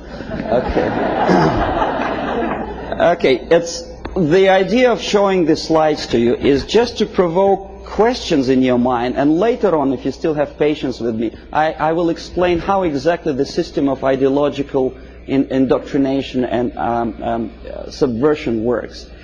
Well, we know that we are living in a time of peace, and we know that recent walkout from the Geneva talks by the Soviets is centered around the nuclear arms and rockets. We don't see much about the Soviet preparedness, a Soviet viewpoint on the military strategy. Well, this is a selection of pictures, only pictures. Confucius said that one picture tells more than 1,000 words. These pictures are from everyday newspapers in USSR. This is what a Soviet citizen looks upon every day. Basically, this is a militaristic spirit, pictures of foreign delegates observing the rockets passing the Red Square. The idea of invasion, unlike in the United States, is not being criticized by the Soviet media at all. On the contrary, it's being forcefully encouraged from the age of, say, 5 or 6 years, 6-year-old. Every Soviet student or schoolboy has to go through military training. This is a picture from a special military school where young kids, well, maybe 4 or 5 years old, are being trained to be future officers of the Soviet army. That's what they do when they grow up. These are the Soviet sailors, Navy officers in a foreign country. We criticize a lot American presence in foreign countries, but we never criticize and we never pay too much attention about these planes landing with ammunition and firearms in, say, countries like Ethiopia. These are the pictures in Time magazine which probably you've seen and then forgotten about it. These are the Soviet tanks on foreign territory. Are there any protest demonstrations in Los Angeles or New York City? No. These are the Soviet military advisors. Nobody tells them, Russians, go home. How it starts? The media obviously plays a great role. This is a political cartoon from a Western newspaper.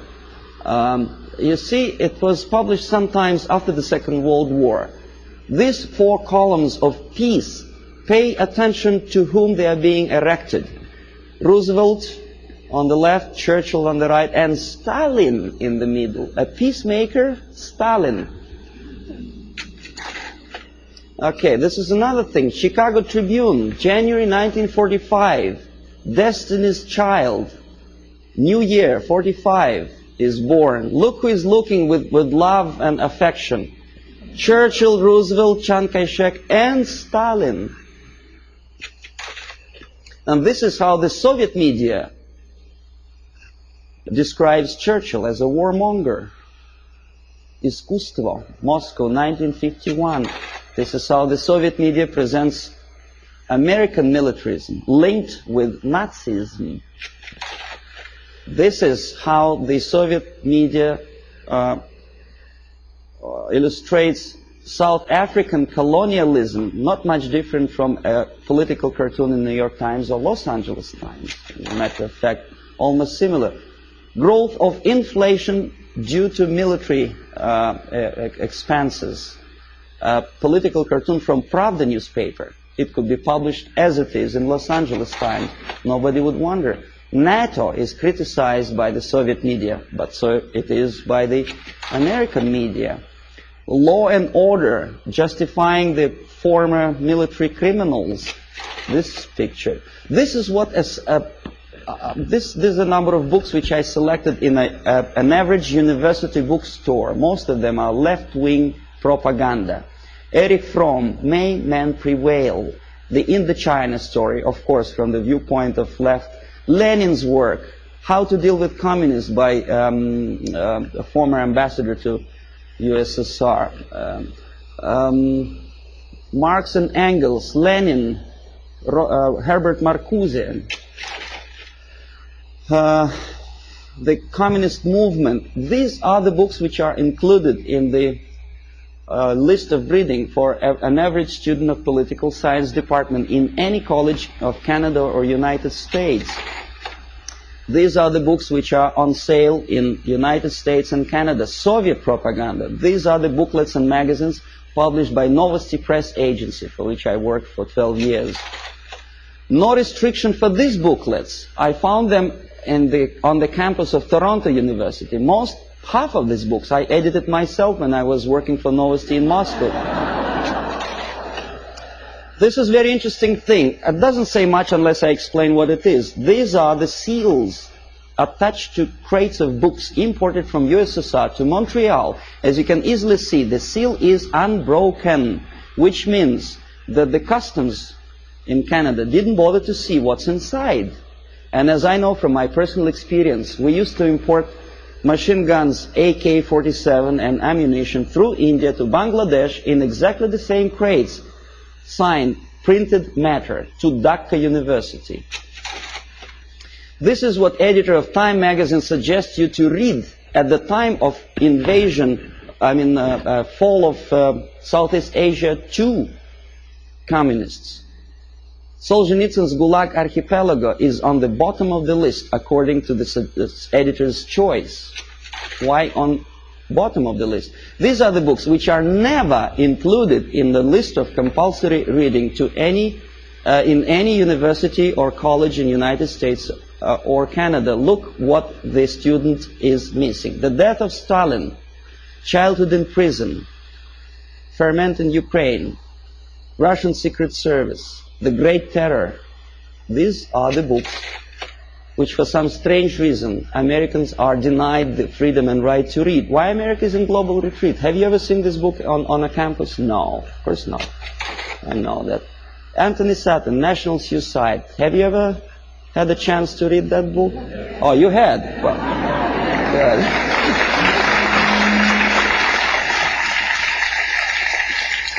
This is another very interesting thing. A description how drugs penetrate into Western society originated in communist world.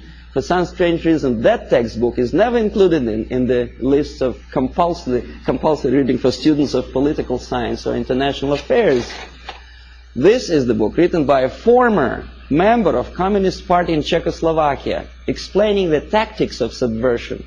For some strange reason, it was not published in the United States or Canada. The author had to pay for the publication himself after defecting to the West. This is another interesting example. Exoneration and Ultimatum, written by Richard Romer, a science fiction novel about invasion of the United States into Canada to expropriate the oil and natural gas resources in that neighboring friendly nation. Why it took invasion, I don't understand. 51% or more of the companies are already belong to the United States in Canada, as probably you know already. Who is the author? Richard Romer is a dynamic and dedicated exponent of the needs of potential. And so anyway, he's a friend of Pierre Trudeau, a former military officer. And what he writes is something that Andropov probably would be very happy about. He describes a situation when the only thing that saves Canada from United States military occupation is a call from Andropov to the President of the United States threatening him with the reply or with the military answer to an invasion of Canada by United States. And this is written by a close friend of Pierre Trudeau, a politician, a former military man. Why? Is he a paranoid or am I a paranoid?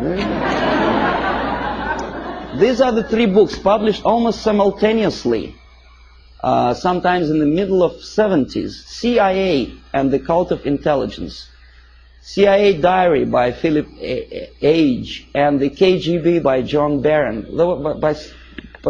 I tried to buy the KGB, but it was not in the bookstores of Canada or United States. The previous two books on the left were.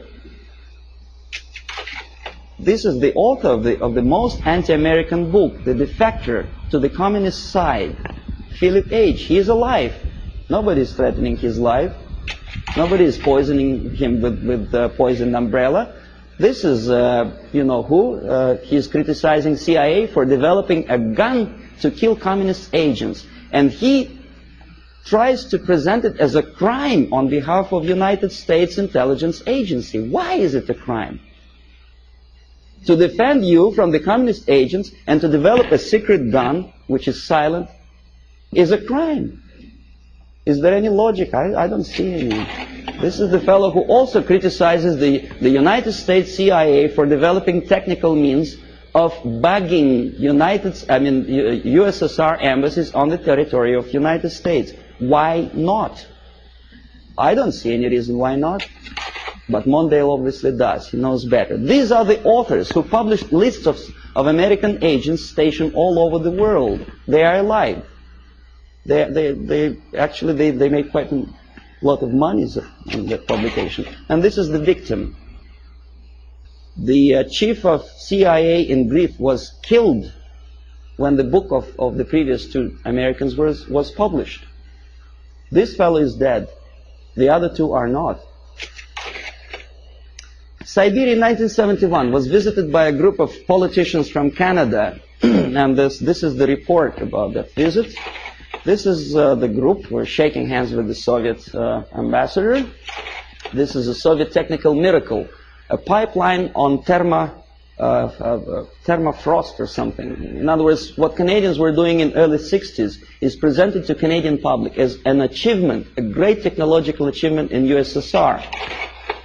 This is the route of their travel in Siberia. The Canadians covered that much of distance. Please remember that map. I will come back to that question. This is a book published by a Canadian author, Farley Mowat. By the way, Never Cry Wolf, a movie which is made on the basis of Farley Mowat's book. He's a nice fellow, drinks a lot of vodka. He was a guest of Novosti Press Agency, which I was working for.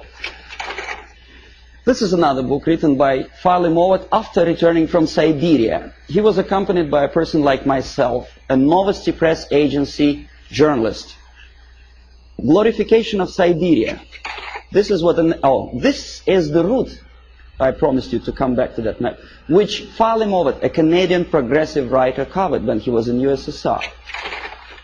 This is what he makes Canadians to believe Siberia looks like. It does, of course. Baikal Lake is a very beautiful natural phenomenon. A nicely dressed Soviet Eskimos or Chukchas, I don't know, some ethnic minorities, friendly talking to each other in fluent English.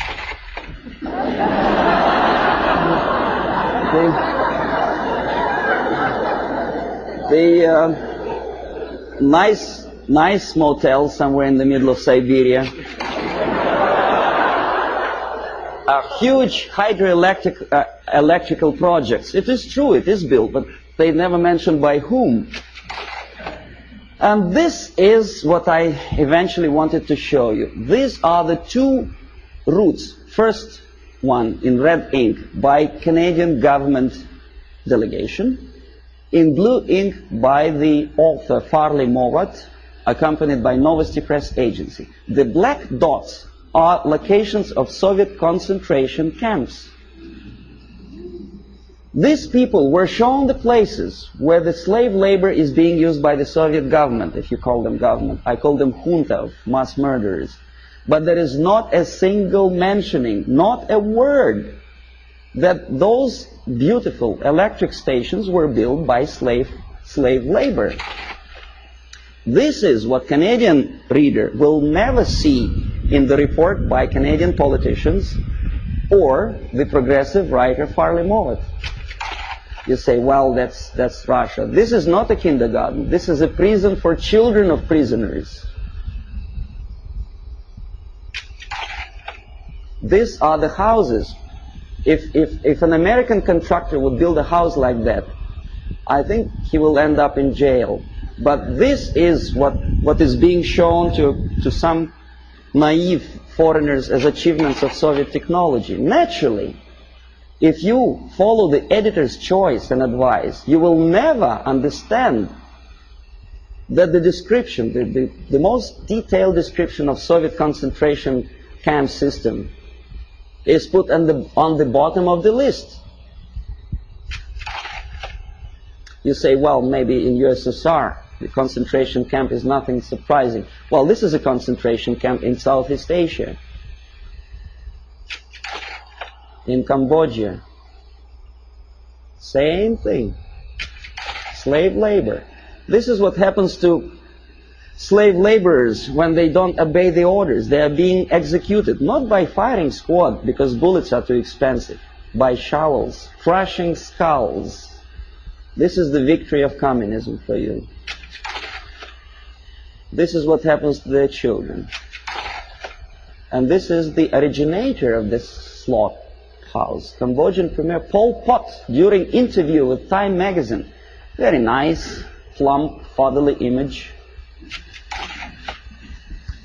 You are made to believe that Holocaust happened during the Second World War is something that may happen again. It may. But the originator of it may not necessarily be the Nazis. We don't have any Nazi submarines roaming around the shores of the United States and Canada. We have liberation forces. That's what Holocaust. This is happening right now, after the so-called National Liberation Movement. This is a still from a movie, Holocaust, a television production. The Nazis are shooting the prisoners, the Jews. We are made to, well, it's horrible, of course, there's no denial. It happened many years ago, and the tactic, which I will explain you later if you have patience with me, is sidetracking your opinion from present danger to the past. From this. This is present time. This is past time. This is happening right now in Asia, Africa, and Latin America. Is there any movie about Holocaust which happens now? No. This is what happens in, well, it did happen in Rhodesia before it becomes Zimbabwe. It's a black girl, by the way, not a white one. This is the result of the socialist movement. These people were killed by those who are now in power in Zimbabwe. And we call them reverend bishops or whatever. This is the supply of Soviet arms to Rhodesia before it turned into Zimbabwe. And this is a very interesting picture. A poor South African is showing his internal passport, saying that there's no freedom and he has to live wherever he is assigned to live by the police. For some strange reason, not a single media outlet in the United States makes a comparison, because in Russia every citizen has a passport like that. And the Asian ethnics in USSR do not have the right to live in those areas which are designed for the whites, and the other way around. But we are getting emotional about this passport. Why not about Soviet passport? The answer is flowing in the wind, how they sing in the wind. Okay, the feeling of guilt. Open any magazine. There are lots of pictures like that. Hungry people asking for your dollar. Donation. Think about it. Emma De Leon has no one else to turn to except you. See how many pictures? I collected them within 1 week. And who helps them? Rock stars. Through United Nations, UNICEF. And how they use this money? They buy arms. Have you noticed that countries like Philippines never ask for donations? Why? Because they have free market system. Oh yes, they have military dictatorship, oppression of civil rights. But for some strange reason, only those countries which are already liberated by Marxists are asking for your donations. Why? And when they get these donations, will you be my friend? This is what Time magazine wants you to think. If not, the implication is this is what's going to happen.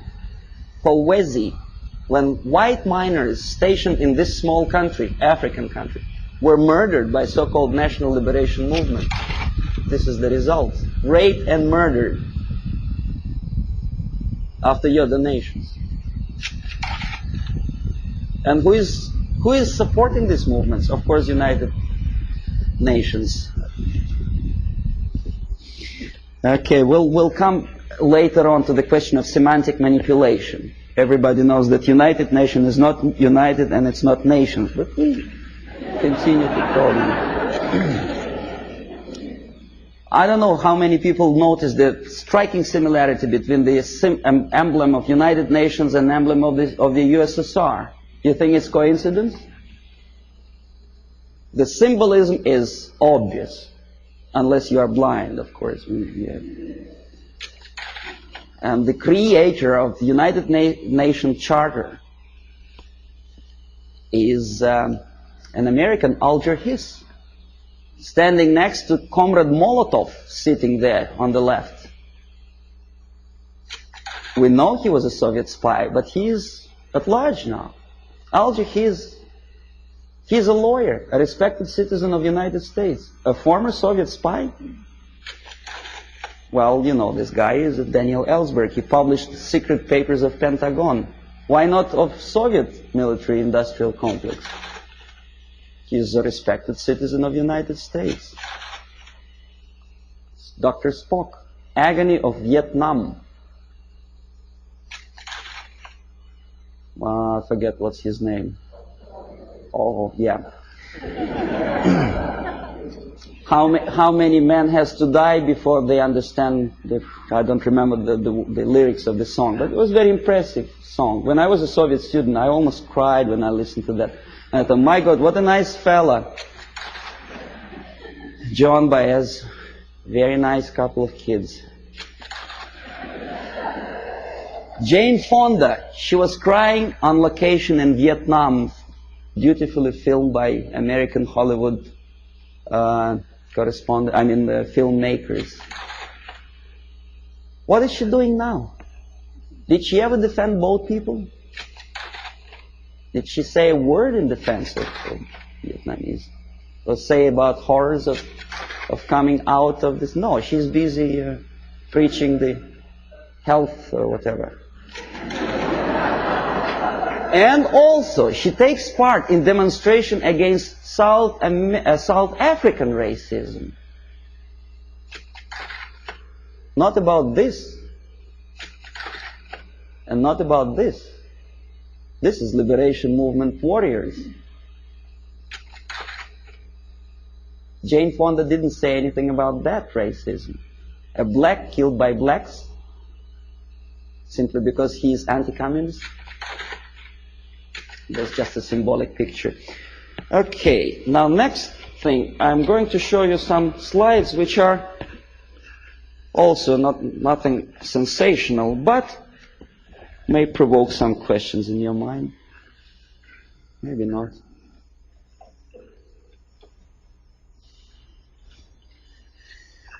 Okay. The more questions you have, the better, because we'll come to systematic explanation of the phenomenon later. Now I want you just to get excited. Hollywood actress talking to Fidel Castro. Nothing wrong, of course. Depends what is the message or what's the subject of talking.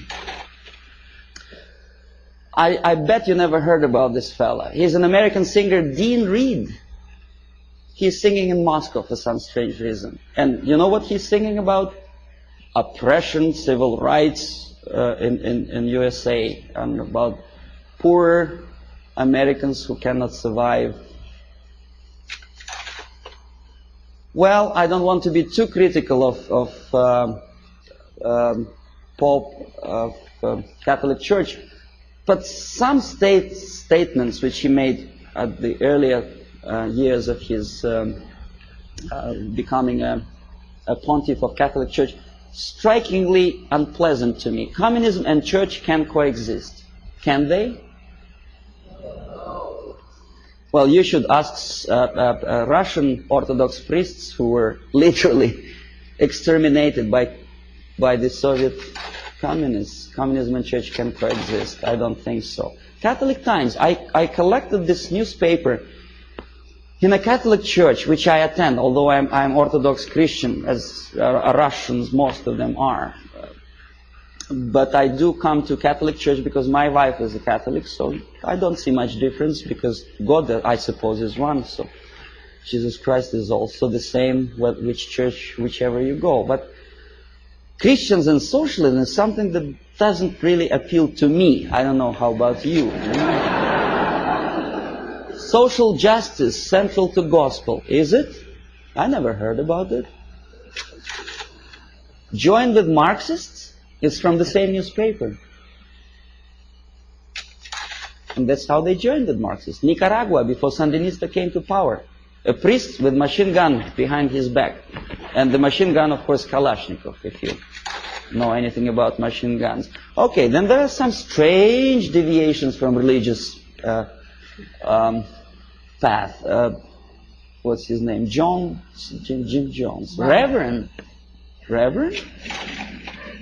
Nice looking guy with adopted kids and shaking hands with a politician, Mayor George Moscone in 1976. Very nice. That's how it all ended, you remember. More than 900 people who poisoned themselves together with their kids in Guyana.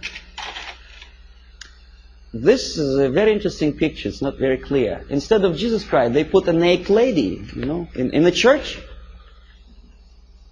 Strange, huh? Of course it's strange. Crucifix of a woman for Palm Sunday.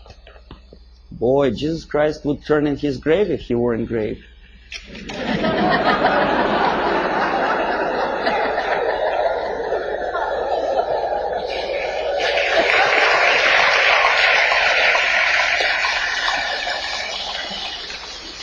Now this is something that also indicates some strange occurrences within the framework of organized religion. In Struggle, a paper with hammer and sickle, published by a Canadian group of Trotskyites, very dynamic, extremely radical group. They challenged the question, whose democracy is this? Meaning that Canadian democracy is not democracy at all, simply because that radical group is challenged by the local police. Right? So nothing new, we know about this. But look where this paper is being distributed. Political repression, Friday, October, Battle Street, United Church. Strange, huh? See, this is the same leaflet, enlarged. This is another thing. President Carter handed over an antique crown belonged to Church of Hungary to the present communist regime of Hungary. Why? I don't understand. To make them friendlier to church? I doubt.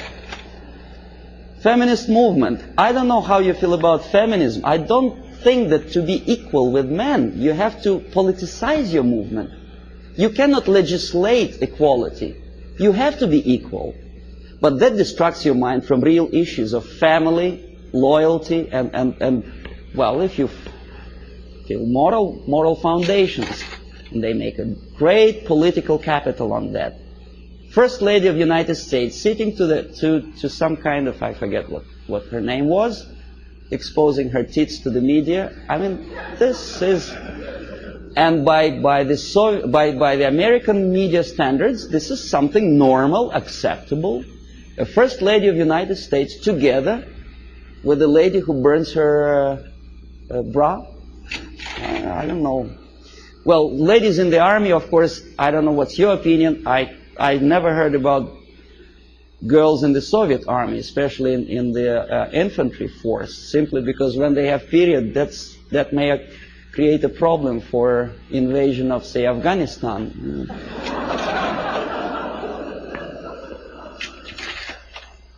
Again, the homosexualism.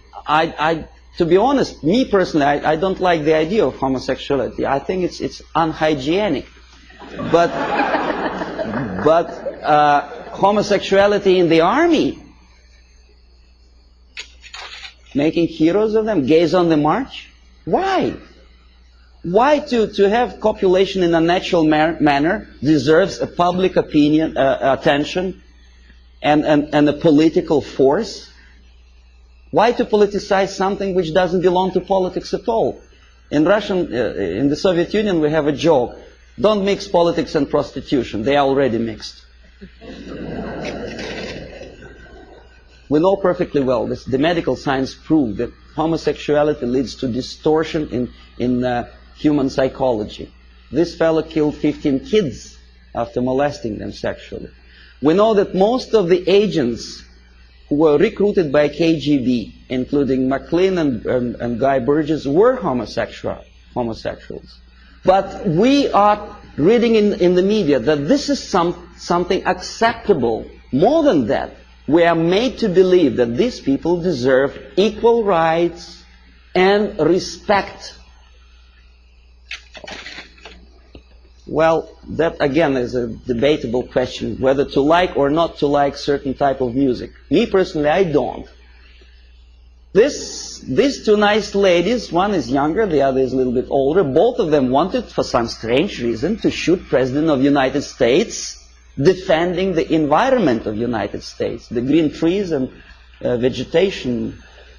Why it takes that of United States President to defend the environment, I don't understand. If you do, please explain.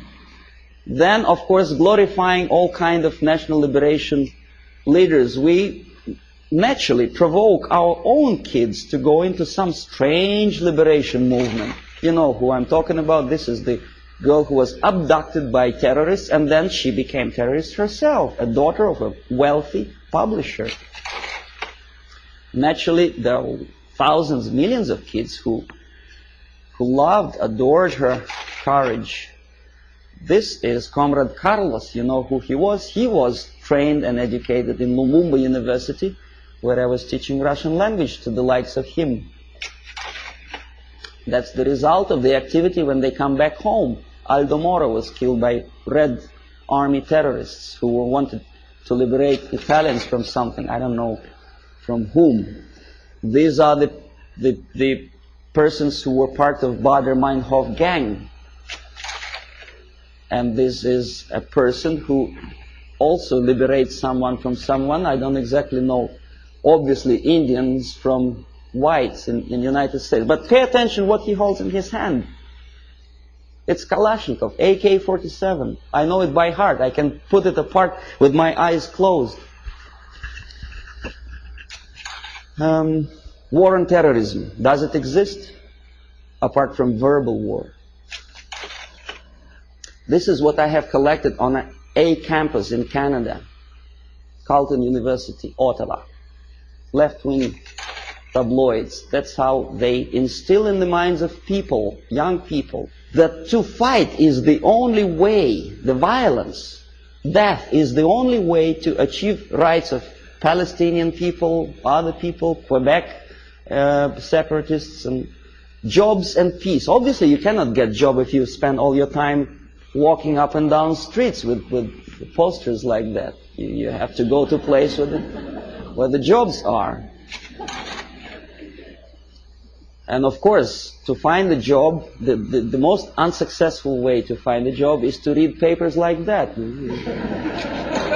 Don't feel like working. This is something another. This is a Playboy magazine. Probably you heard the story about Larry Flint, how successful is he to attract attention of media and public opinion by doing crazy things, getting involved in court case of the car manufacturer. Why he wants to do it, I don't know, but what he does attracts some strange mass attention.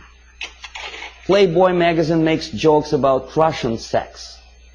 That's the image they want to present to American people.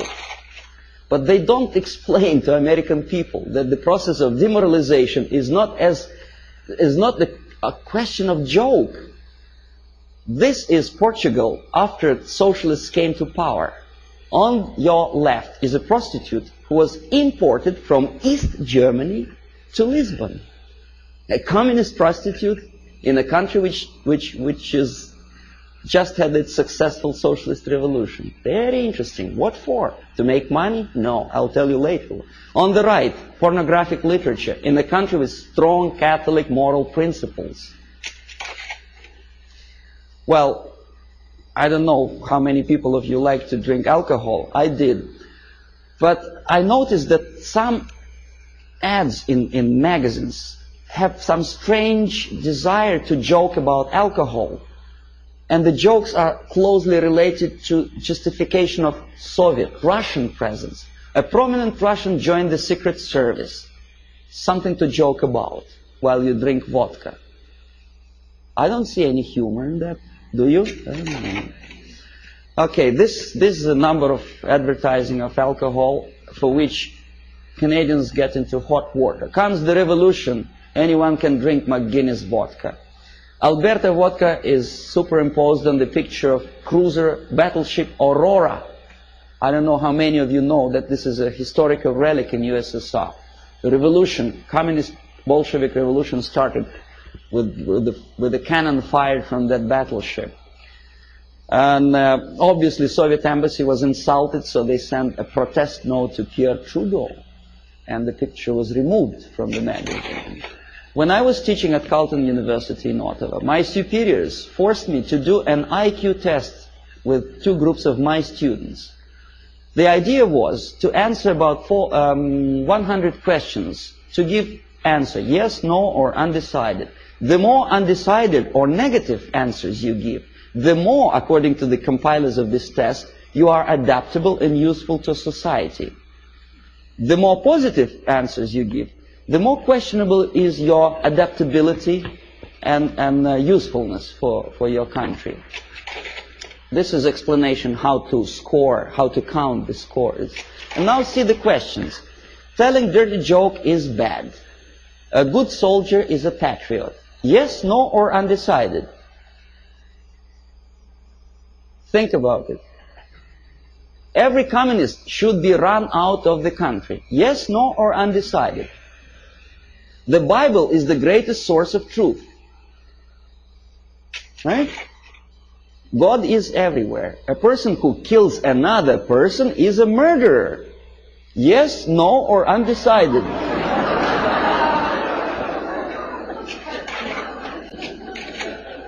Okay, now, if you don't believe me, let's come back. See, I want to repeat you once again the conditions of the scoring.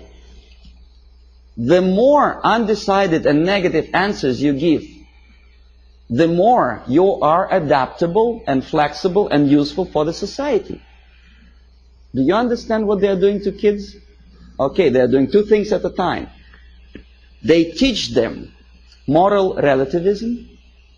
They teach them how to lie to get a greater score. Because obviously a child would say if a person kills another person, he is a murderer. But for the sake of getting a higher score, obviously a student would put no or undecided. So you teach your kid how to lie to be successful and to look adaptable and useful for society. Well, obviously I had to do that test, but I added one more question to that thing. My own question. I said, what kind of society you are going to be useful to?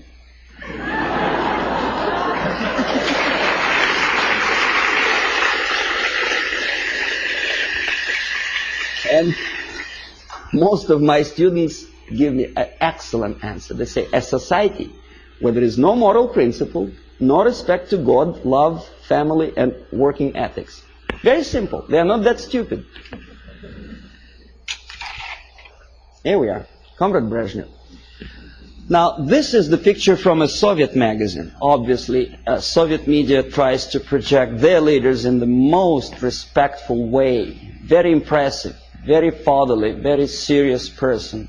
There is nothing surprising. What else is new? Of course. But this is Time magazine, an American magazine. The caption is not quite clear, but it says basically that Comrade Brezhnev doesn't give interview to Time magazine. The message is clear. He's a positive, caretaking person. He's too busy to take care of the world problems and economical problems in Russia. It's a very humorous caption. But nevertheless, the impact, if you are not quite concerned about politics, what is your impression about this nice gentleman? Nice, smiling, tired, well. And this is how media presents your leaders.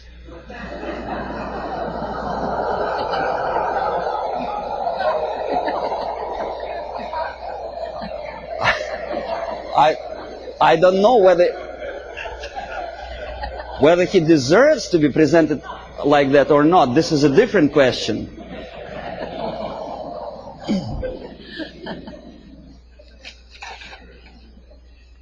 This is Prime Minister of Great Britain about 10 years ago, together with Beatles. You may or may not like Beatles. Me personally, I don't like them. But a prime minister of a country together with entertainers. The Queen, Her Majesty Queen, knighted Beatles, a highest honor which previously in all times was given only to the most deserving patriots of the British Empire, was given to a bunch of monkeys.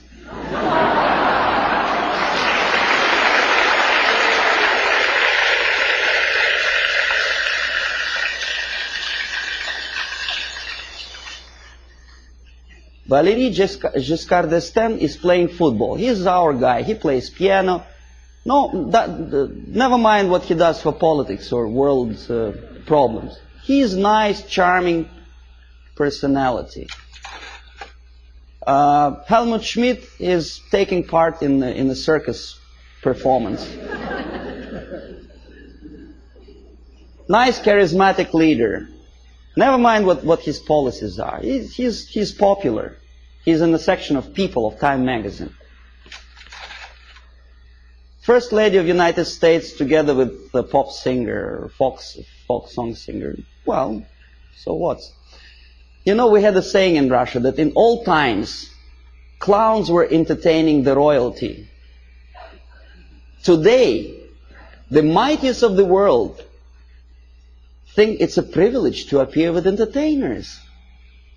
It's just the reverse of the old principle, you know. They are the entertainers of entertainers because they want it for their political career. Ed Kennedy dances in Moscow. Why? I mean, is that his business to go to USSR? Why doesn't he occupy himself with something more relevant to the urging problems of the world? He thinks he is going to be popular. In America, maybe, but in Russia, they look at him as a schmuck out of his mind.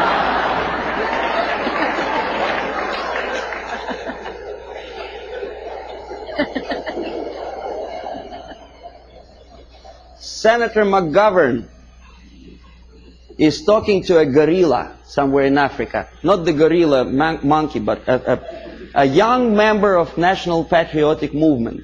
The movement which is indoctrinated by the Soviets, armed and paid for. He thinks he's smart and he's something to admire.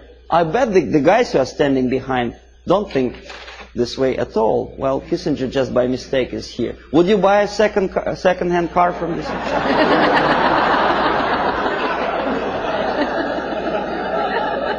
Pierre Trudeau, Prime Minister of one of the most developed industrial nations, independent nation in the world, is befriended by Fidel Castro.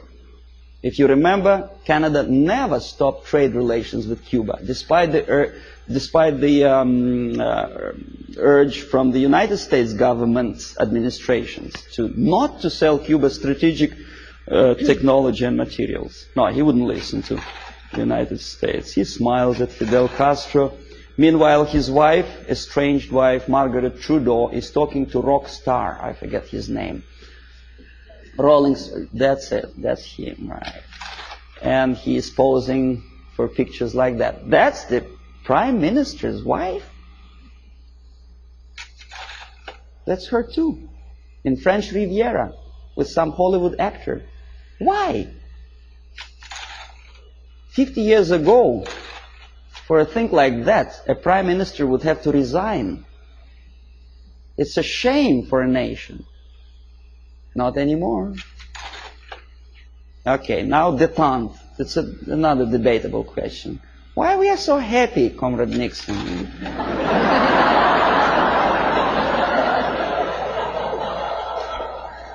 What is so funny? I would like to ask. Yeah, smile again. Why? He's standing next to a mass murderer and he's smiling. Why? Pierre Trudeau also attentively listens to Comrade Brezhnev's, I don't know what. West German Chancellor is helping Comrade Brezhnev to stand up because the senile leader of Russia is unable to stand up without Western aid.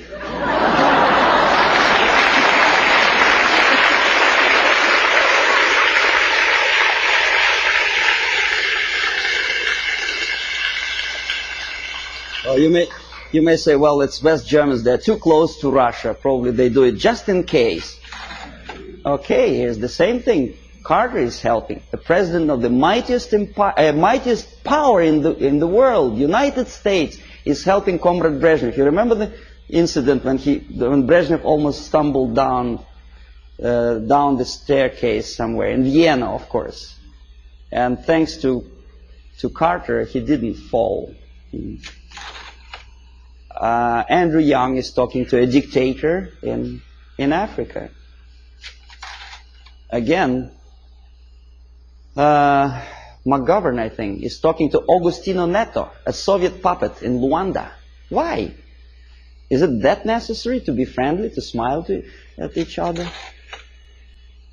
Now we're coming to space, from Earth to space. Clouds over the space program. Why clouds? Mind you, this is after 3 or 4 successful landing on Moon. Why clouds? Okay, here's 2 pictures. Left, Soviet cosmonaut walking into Kremlin Hall for ceremonious reception. On the right, 2 American cosmonauts casually watching TV. On the top, Soviet Politburo talking to the space pilots on orbit.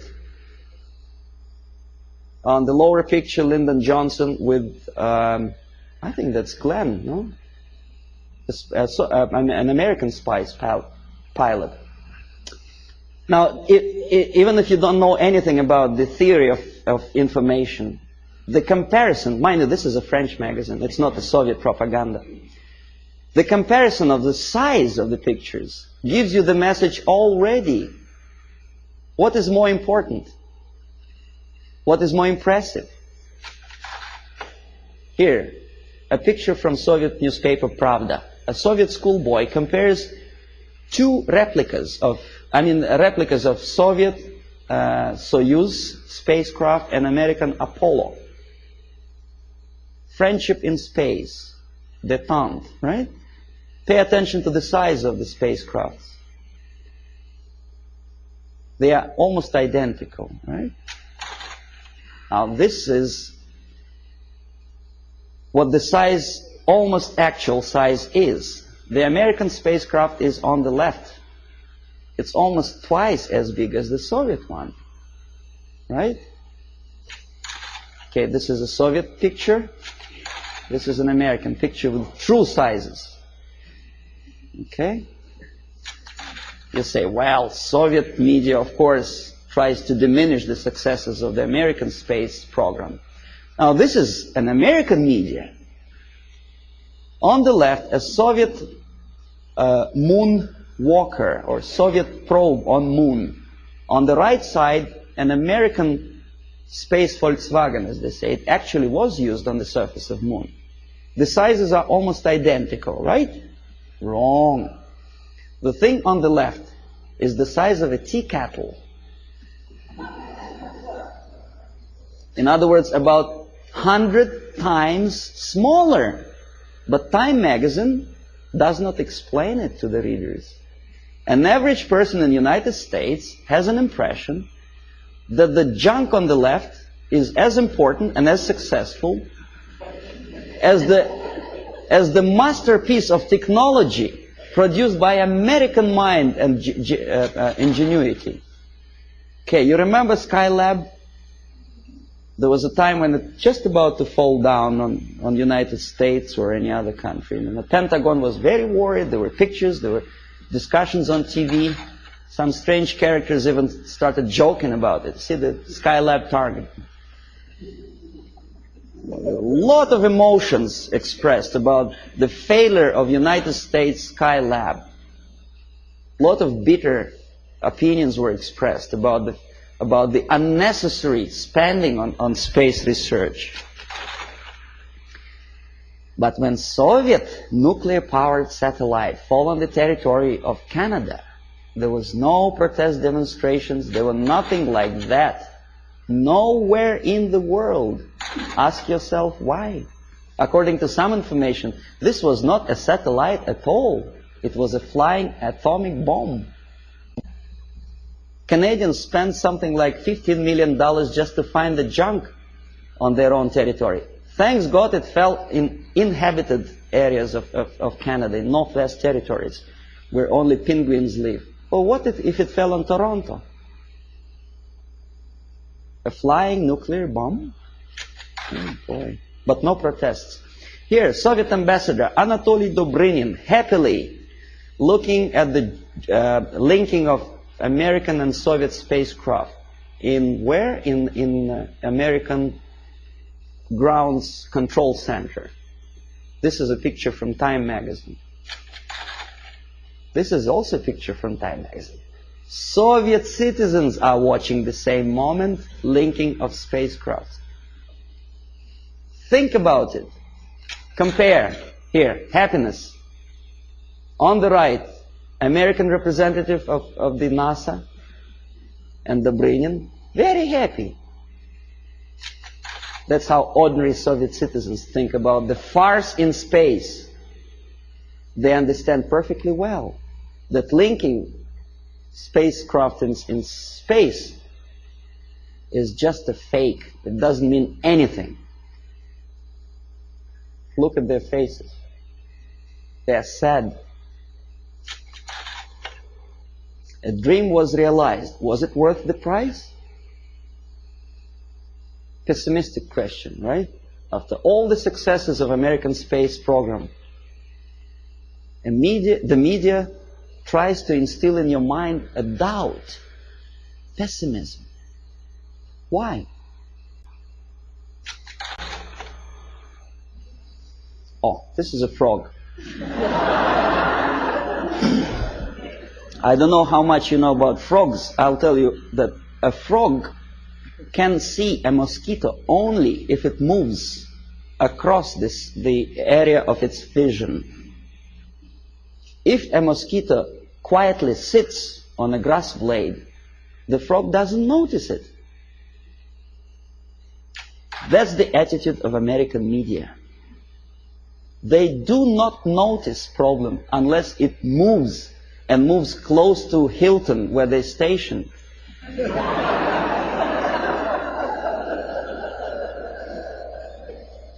These are the people who may file a suit against me if I call them liars, but that's exactly what they are. They've been lying to you for years and years about the situation in Vietnam, in Russia. They were selling commercials, deodorizers and cars, and they sold you a rotten information, disinformation of what happens in the world. They have a vision of frog, but they look like semi-gods to you. And if I challenge their credibility, probably the people will call me a paranoid or a very nasty person. I may be a nasty person, but that's my opinion. I was a person who used to take these people for a ride when I was working for the Soviet side. Okay, if you don't believe me, here, one of the most conservative newspapers, in this particular case it's a Canadian newspaper, the Globe and Mail, editorial page. Nothing special, right? The malaise of liberal democracies. Saving Bhutto, former president of Pakistan, called priority. And then there is another article on the right here. U.S. out to dominate Pacific, Russians claim. Well, obviously somebody's opinion, right? Nothing unusual for an average reader. Russians claim that United States out to dominate Pacific. The idea is that, well, United States is obviously aggressive and they want to dominate something and Russians are unhappy about it. Somebody says. You read an article and probably you may agree or disagree, but you have a feeling, the message of urgency. The nasty Americans again out to dominate Pacific. Now look who is the author. Alexander Malishkin, Novosti Press Agency. Not a word. Who is Malishkin and what is Novosti Press Agency? An average reader will accept this article as a legitimate, overt expression of an ordinary journalist. It is not an opinion. It's a fabrication by an extension of KGB. Novosti Press Agency is organization for which I worked for 12 years. This is highest example of dishonesty and disinformation. Just one line more would explain to an average reader what is that he is reading. But alas, there is no explanation. Now this is the monument to Mother Russia in former Stalingrad. Now it is Volgograd. The statue is designed to instill feeling of patriotism and I don't know what else. Pride maybe for the motherland. These are the pictures of construction, high-rise apartments in Moscow, glorious achievement of Soviet technology, caviar as an average staple food of Russians. These are the minks and furs that Soviet citizens wear. You know, that's how they look when they relax. Fat, nice ladies, you know. You think it's Soviet propaganda? No, comrades. This is also some fashions, latest fashions from Russia, right from Kremlin, for an average Soviet housewife. Well, obviously, it doesn't take much intelligence to understand that this is not quite true. And obviously, it has something to do with the Soviet propaganda. The myths and the realities of the KGB, you see, you don't see the... From Stalin to Kosygin, The Myth and the Realities, by Avril Harriman, a former ambassador of the United States to USSR. Very complimenting article to the Soviet system. And this is where it comes from. You thought it was from a Soviet magazine, right? No, it's from Look magazine. An American magazine which published that crap. If you don't believe me, I'll tell you that I was a person who accompanied a group of journalists from Look magazine when they came to Moscow on invitation from Novosti Press Agency. I made them to publish that thing, for which I was awarded, I received the bonus, a free ticket to Italy for a week.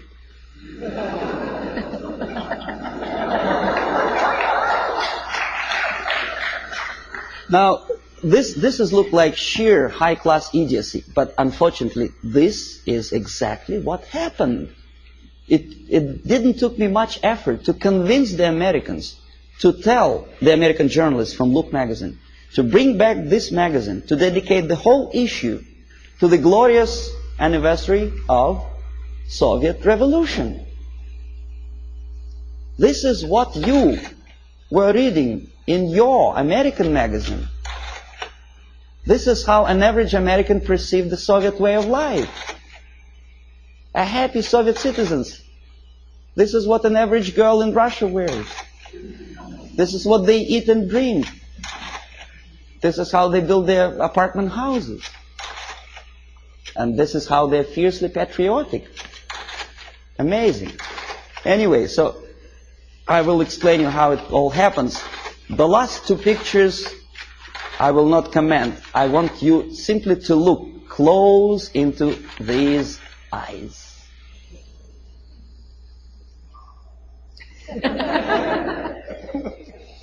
This is the person who wants to liberate you, wanted at least. Not anymore, he is dead. But there are many other people with the same type of eyes.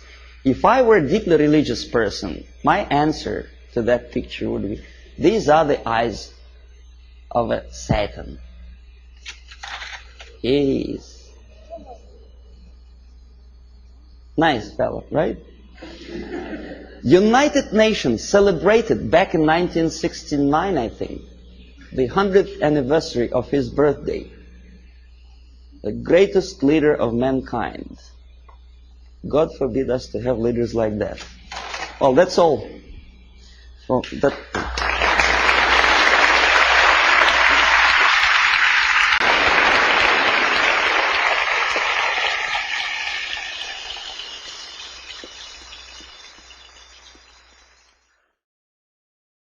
Subversion is the term, if you look in a dictionary or criminal code to that matter, usually is explained as a part of activity to destroy things like religion, government, system, political, economical system of a country.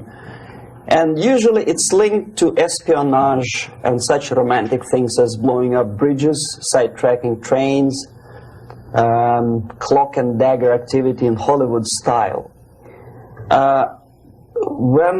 What I'm going to talk about now has absolutely nothing to do with the cliché of espionage or KGB activity of collecting information. So the greatest mistake or misconception, I think, is that whenever we are talking about KGB, for some strange reason, starting from Hollywood movie makers to professors of political science and quote-unquote experts on Soviet affairs, or Kremlinologists as they call themselves, they think that the most desirable thing for Andropov and the whole KGB is to steal blueprints of some supersonic jet, bring it back to Soviet Union and sell it to the Soviet military-industrial complex. It's only partly true.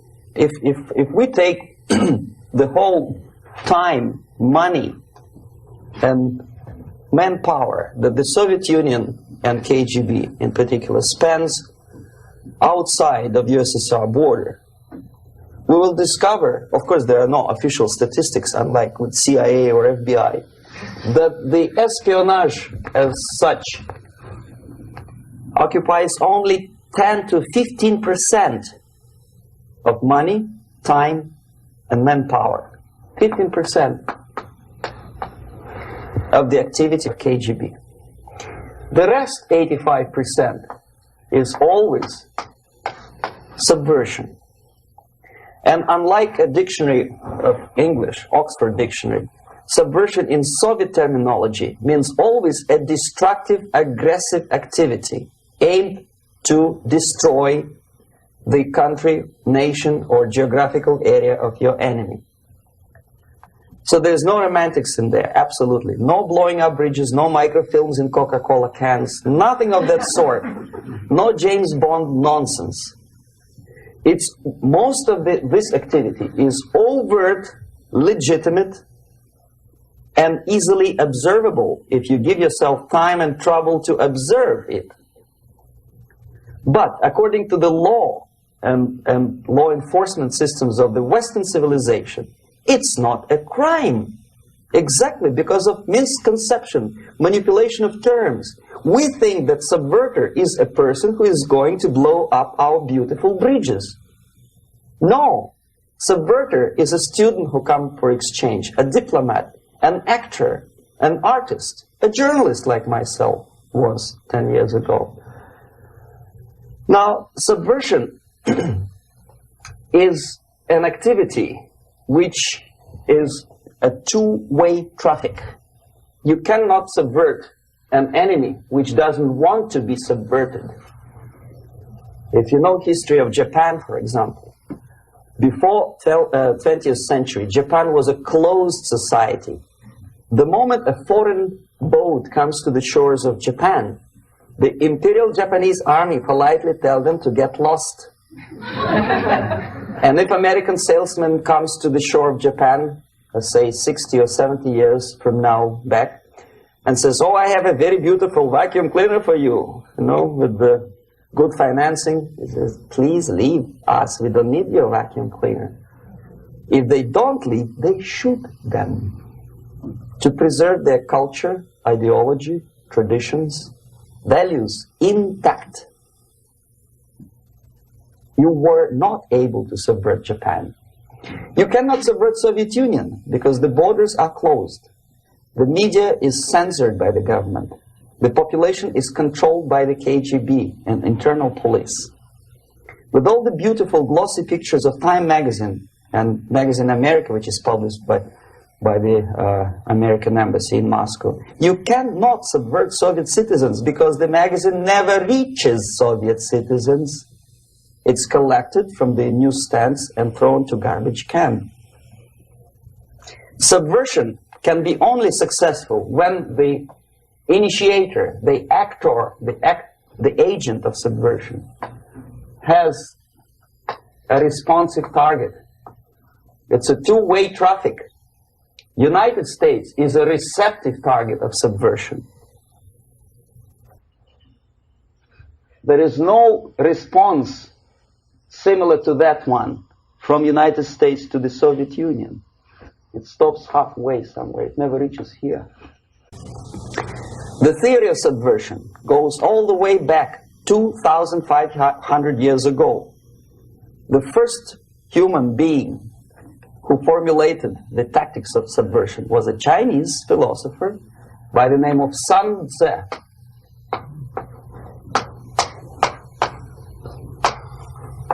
To 2,500 years BC. He was an advisor for several imperial courts in ancient China.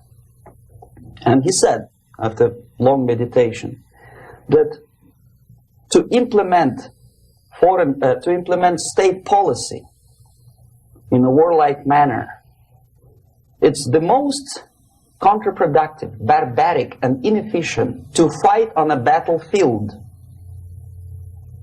You know that war is continuation of state policy, right? So if you want successfully to implement your state policy and you start fighting, this is the most idiotic way to do it. The highest art of warfare is not to fight at all, but to subvert anything of value in the country of your enemy, until such time that the perception of reality of your enemy is screwed up to such an extent that he does not perceive you as an enemy, and that your system, your civilization, and your ambitions look to your enemy as an alternative, if not desirable, then at least feasible. Better red than dead.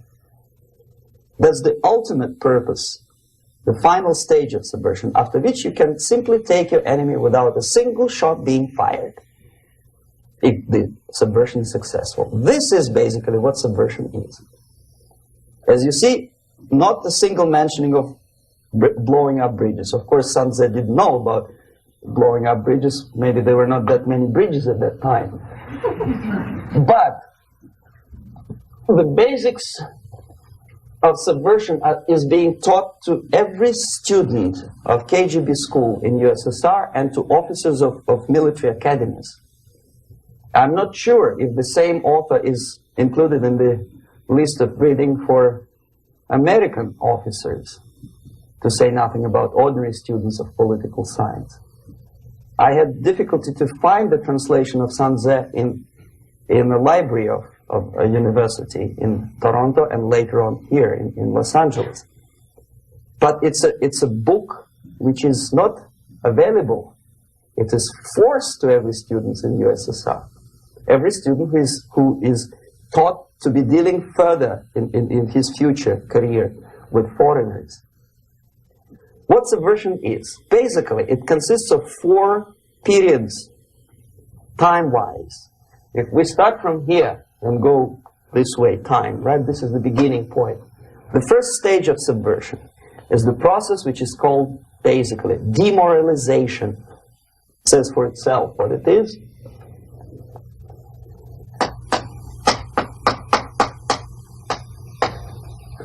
It takes from, say, 15 to 20 years to demoralize a society.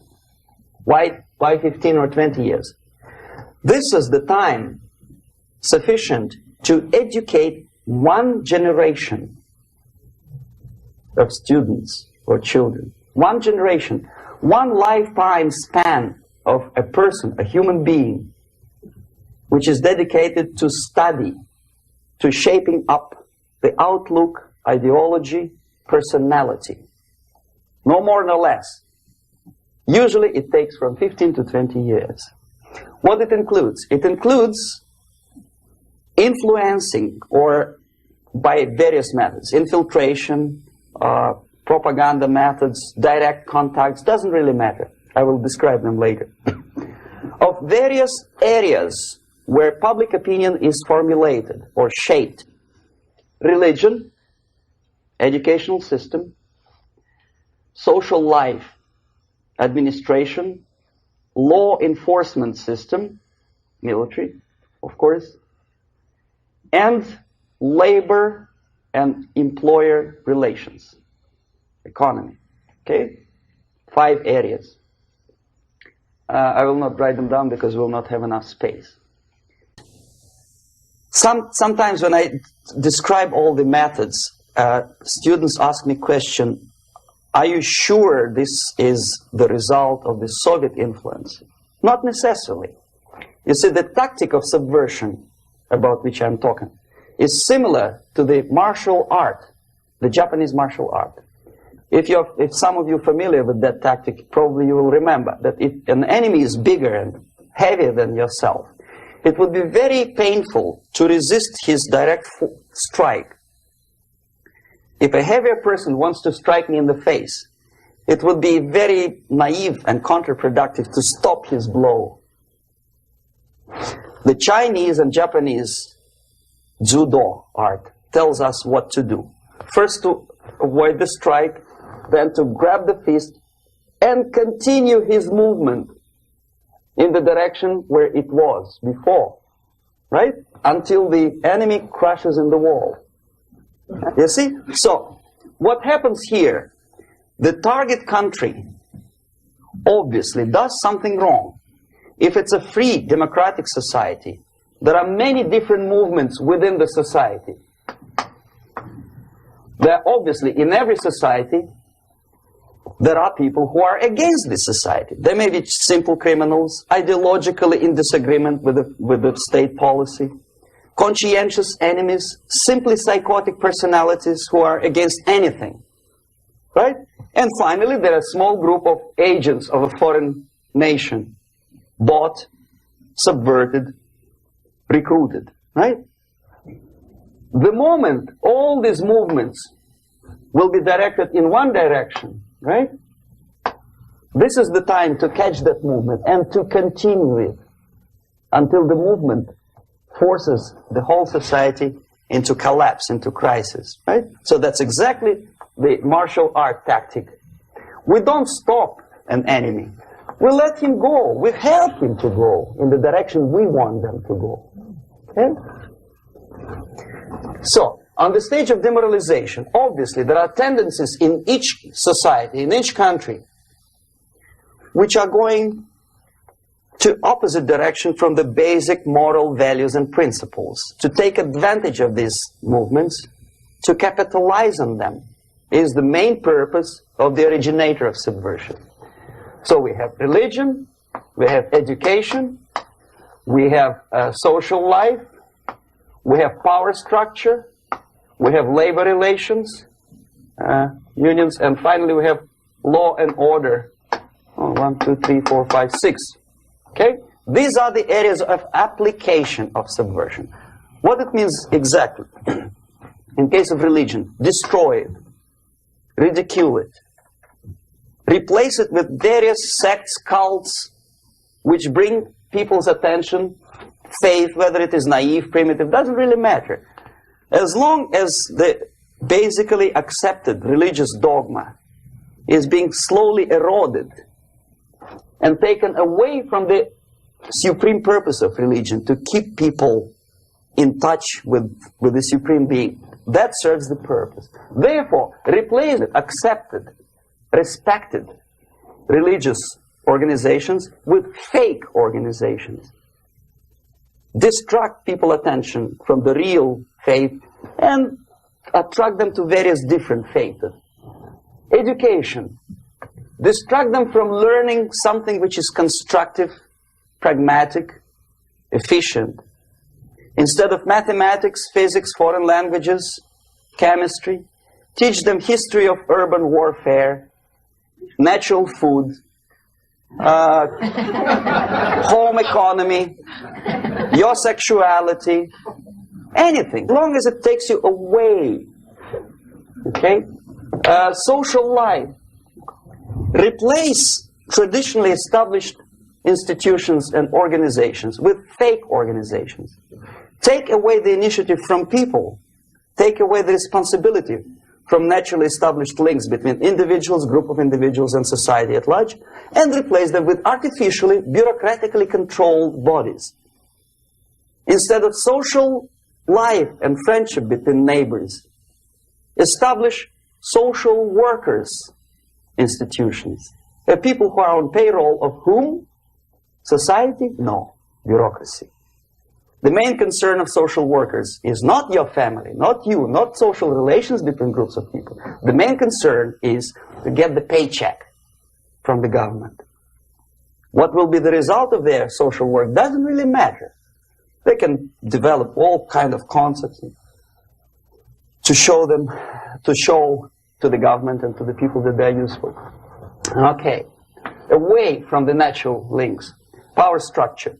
Okay, the natural bodies of administration, which are traditionally either elected by people at large or appointed by elected leaders of society, are being actively substituted by artificial bodies. The bodies of people, groups of people, whom nobody elected. Never. As a matter of fact, most of the people don't like them at all, and yet they exist. One of such group is media. Who elected them? How come they have so much power? Almost monopolistic power on your mind. They can rape your mind. But who elected them? How come they have a nerve to decide what is good and what is bad for the elected by you, president, and his administration? Who the hell are they? Spiro Agnew, who was hated by the liberal left, called them a bunch of enfeebled snobs. And that's exactly what they are. They think they know. They don't. The level of mediocrity. In a big establishment like New York Times, Los Angeles Times, major television network, you don't have to be excellent journalist.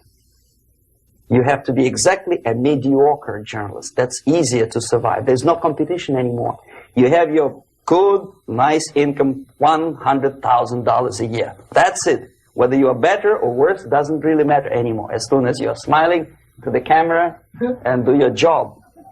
That's it. No more competition. Power structure slowly is eroded by the bodies and groups of people who do not have neither qualification nor the will of people to keep them in power, and yet they do have power. Okay. Together with that, there is another process. Law enforcement, law and order organization and structure is being eroded. For the last 20, 25 years, if you see old movies and new movies, you can see that in new movies, a policeman, an officer of the United States Army looks dumb, angry, psychotic, paranoid. A criminal looks nice, kind of, well, he smokes hash and shoots the whatever drug, but basically he's a nice human being. He's creative. And he's unproductive only because society oppresses him. Whereby a general of Pentagon is always, by definition, a war maniac. A policeman is a pig, rude policeman. He abuses his power. No? A generalization like that. The hatred, the mistrust to the people who are supposed to protect you and enforce law and order. Moral relativity. The Angelo Buono process lasted 2 years in Los Angeles. And yet there are still some lawyers who say, look, he's a nice character, as a matter of fact. There was some witness who said, also a criminal, who said, well, he's a nice guy. I asked him one day to burn a house of my enemy, and he wouldn't do it. He's a nice fella. Erosion. A slow substitution of basic moral principles, whereby a criminal is not a criminal, actually. He's a defendant. Even if his guilt is proven, there is still a doubt to kill or not to kill, to be or not to be. Thou shalt not kill, yes, but this line may not necessarily be applicable to a murderer.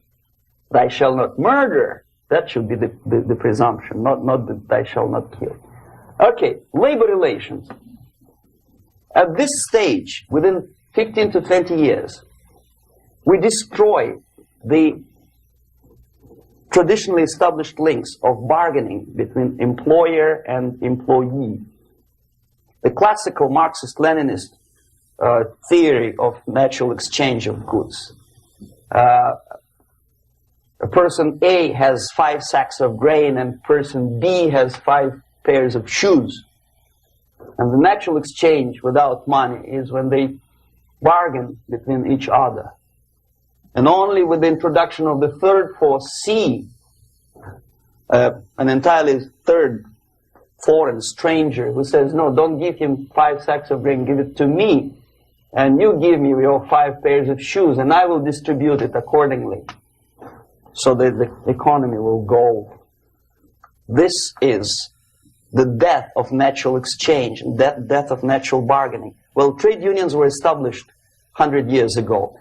The objective was to improve working conditions and to protect the rights of workers from those employers who were abusing their right because they had more money. Objectively, at that time, initially, the trade union movement did work. What we see now is that the bargaining process is no longer resulting in the compromise, which is leading objectively to betterment of working conditions and increase of salary. What we see is that after each prolonged strike, the workers lose. Even if they have 10% increase of their salaries, they cannot catch up due to inflation and due to missed time. More than that, millions of people suffer from that strike because economy now is interdependent. It's intertwined like one body. If previously steel workers, say 100 years ago, could strike and nobody would suffer, now it's impossible anymore. If a garbage collector strikes today, the rest of the multi-million city is stinking. I mean, there's no more service. In Quebec, for example, we had the electricians who were on strike in the middle of winter. You can freeze your bottom, and they still were on strike. Did they catch up with the salary? No, they lost. Who benefited? The leaders of trade union. What is the motivation for strike? Improving of a workers' condition? No, obviously it's not. Then what is it? Ideology. To prove to these capitalists. And the obedient horde of workers, like sheep, follow these people. And they cannot disobey. Why? Because if they do, you know what happens to them. Pickets, murders, shooting truck drivers by picketers. In Montreal, for example, I saw with my own eyes when I was correspondent of CBC International, Canadian Broadcasting Corporation, when the workers of aircraft factory destroyed computers and the equipment in the factory. And the administration employed strike breakers. Their cars were turned upside down and burned. Their houses were burned. Their kids were intimidated. And some victims were there. Of that we can be sure. Why? To improve conditions of workers? No. Ideology. Okay, so this is what happens basically. It may or may not happen without the help of the Soviet Union.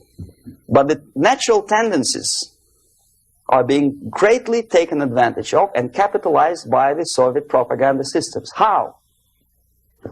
Whenever trade union strikes, we have influx of propaganda, mass media, ideological dissemination. The workers' right, and we repeat it like parrots. Yes, workers' right. Whose rights? Workers? No. The only freedom of worker to sell his labor according to his own desire and will is taken away from him. By whom? By trade union boss. Unlimited power is given. Responsibility. I want to sell my labor not for $2.50 an hour, but for $2. I don't have right. My freedom is denied to me. I know that if I sell my work for $2 an hour, not for $3 an hour, I will compete better with the other guy who is lazy and more greedy. I don't need $3. I need only $2. No, I was made to believe by media, by business, by advertising agencies that I need more and more and more. Have you ever heard any advertising on TV to consume less? No. No way. Whether you need a six-cylinder car or not, you have to buy it. And hurry up.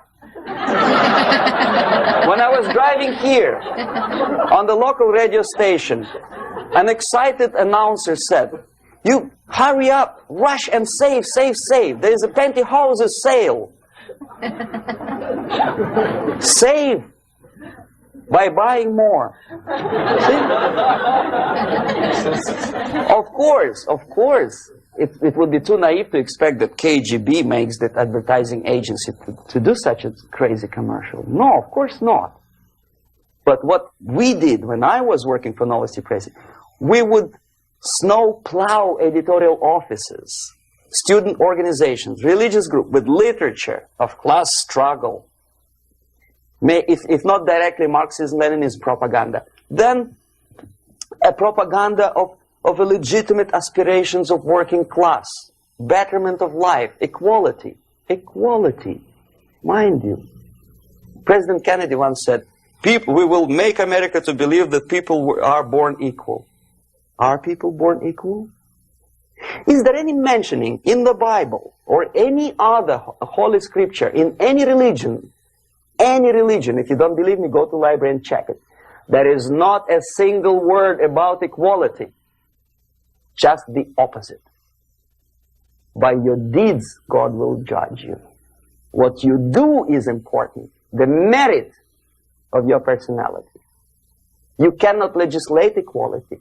If you want to be equal, you have to be equal. You have to deserve it. And yet we build our society on the principle of equality. We say people are equal. We know it is false. It's a lie. Some people are tall and stupid. Others are short, bold, and clever.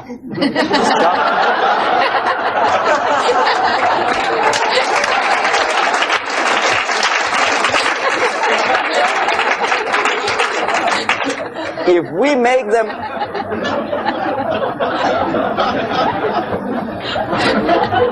make them equal by force, if we put the principle of equality in the basis of our socio-political structure, it's the same thing as building a house on sand. Sooner or later it will collapse, and that's exactly what happens. And we, as Soviet propaganda makers, are trying to push you in the direction which you go yourself. Equality, yes, equality. People are equal. Land of equal opportunities. Is it true or not? Think about it. Equal opportunities. Should there be equal opportunities? For me and for a lazy bastard who come here from some other country and immediately registers as a welfare recipient benefits? I never received a single dollar. No, sorry, I did receive once. But I never applied for welfare. For the 13 years, I took any job. Security guard, journalist, taxi driver, anything. Well, I was restless, but some people don't like it. They immediately. So why should we have equal opportunities? Why? The equal opportunity to excel. Equal opportunity in equal circumstances, yes, but we know people are different. To excel, yes, provided we reach the same level of excellency, perfection, which is hypothetical, distant future. Yes, maybe. But we know perfectly well that even with the best intentions, people could not be equal. Why should we have equality in the, say, legal system? Myself, I'm considering myself a law-abiding citizen, and a person who comes here to rob and shoot, say, the United States administration under Carter imported thousands of Cuban criminals. They were non-criminals, yet they were accepted.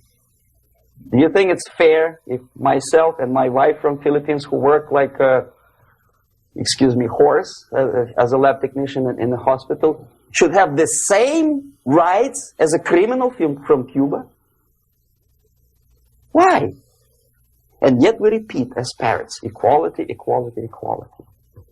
And the Soviet propaganda system helps us to believe that equality is something which is desirable. Democracy, as it was established by fathers of this country, of this system in the last century, is not equality. It's the system where different people, unequal people, have a chance to survive and help each other in constant competition, in constant perfection. Not inequality, which is superimposed from a godfather or nice person in Washington, D.C. And the absolute equality exists in Soviet Union, quote-unquote equality. Everybody is equal in dirt, except some people are more equal than the others in Politburo.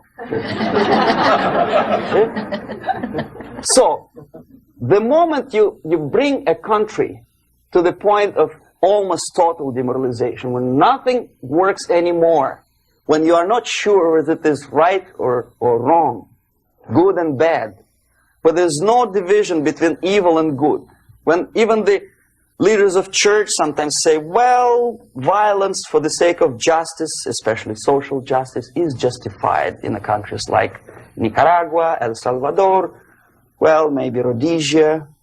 And we listen to them and say, yeah, probably it's true. Is it true? No, it is not true. Violence is not justified, especially for the sake of quote-unquote social justice introduced by Marxist-Leninists. That is my former colleagues from Novosti Press Agency. Okay, so we reach that point.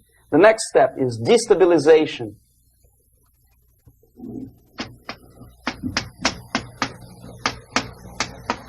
Again, this word says for itself what it is. To destabilize all the relations, all the accepted institutions and organizations in a country of your enemy. How you do it? You don't have to send a battalion of KGB agents to blow up bridges. No. You let them do it themselves. The area of application is, again, it's narrower now. Not like the previous case. The overt legitimate actions of the KGB in this case would be hardly noticeable. There is no crime if a professor who recently went to USSR introduces a course of Marxism-Leninism in a Californian college, for example. Nobody is going to come to his doorstep and say, okay, mister, come, you are under arrest. No, it's not a crime. It's not even considered a moral crime against your country. So the area of application here is narrowing down to economy, again, labor relations, right? To law and order, plus military. And economy, law and order. Yes, and again, the media, but wider scope, little bit different. I'll explain you later. Okay, basically 3 areas. Economy. The radicalization of bargaining process. If on that stage we still could achieve, theoretically, some positive compromise between the negotiating sides with say, arbitrary introduction of arbitrary judges, a third side, objectively judging the demands of both sides. Here it's radicalization. On the stage of destabilization, we cannot come to compromise even within a family. The husband and wife couldn't figure out which is better. Husband wants his kids to eat at the table, and wife wants a child to roam around the room and drop food all over the floor. They cannot come to compromise unless they start a fight. It's impossible to reach a compromise, constructive compromise, between neighbors. Some people say, I don't like you to watering your lawn at that time because exactly at that time I'm walking my dog and he's getting nervous.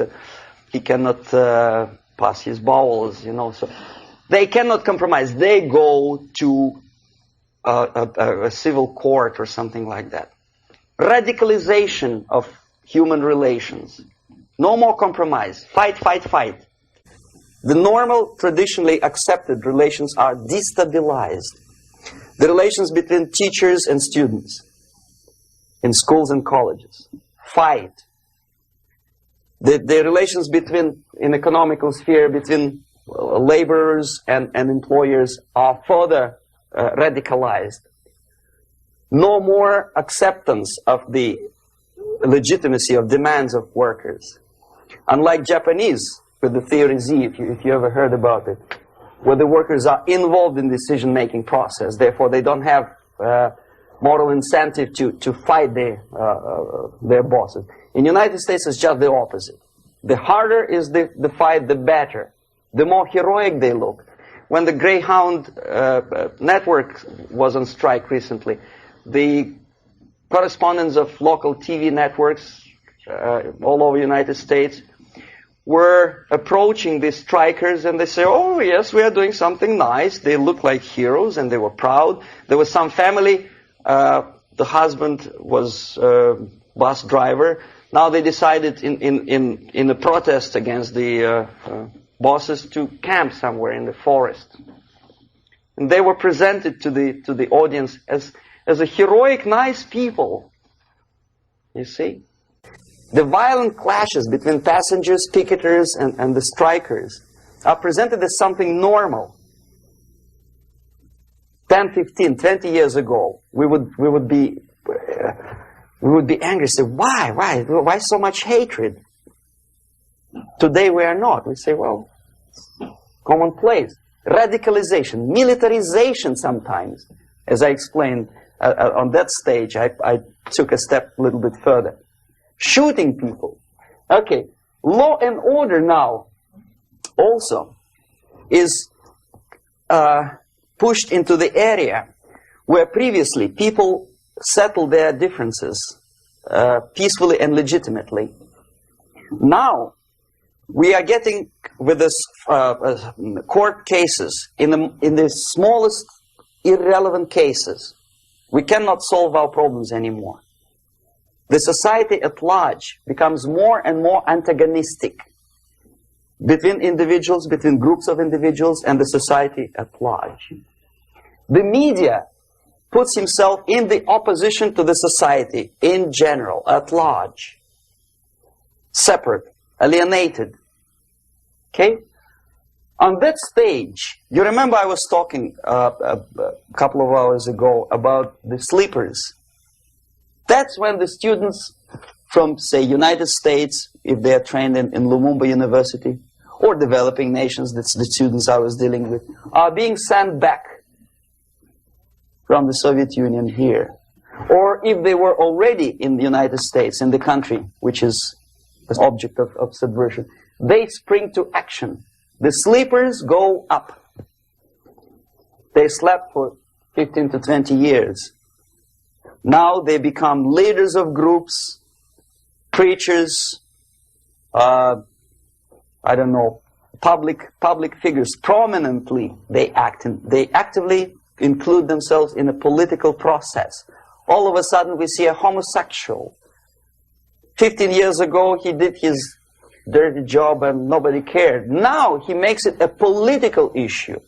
He demands recognition, respect, human rights, and he rallies a large group of people. And there are violent clashes between him and police, his group and ordinary people, no matter what. It's black against white, yellows against green, doesn't matter where the division line goes. As long as this group come into antagonistic clash, sometimes militantly, sometimes with firearms, that is destabilization process. The sleepers, many of whom are simply KGB agents, become leaders of the process of destabilization. Doesn't mean that Comrade Andropov sends Comrade Ivanov to the United States. The person who takes care is already here. He is a respected citizen of the United States. Sometimes he gets money from various foundations for his legitimate struggle for, I don't know, human rights, women's rights, kid lib, prison lib, whatever. There are sympathetic Americans who donate their money to him. This stabilization process usually leads directly to the process of crisis. In case of developing nations, that's the area where I was active. The process starts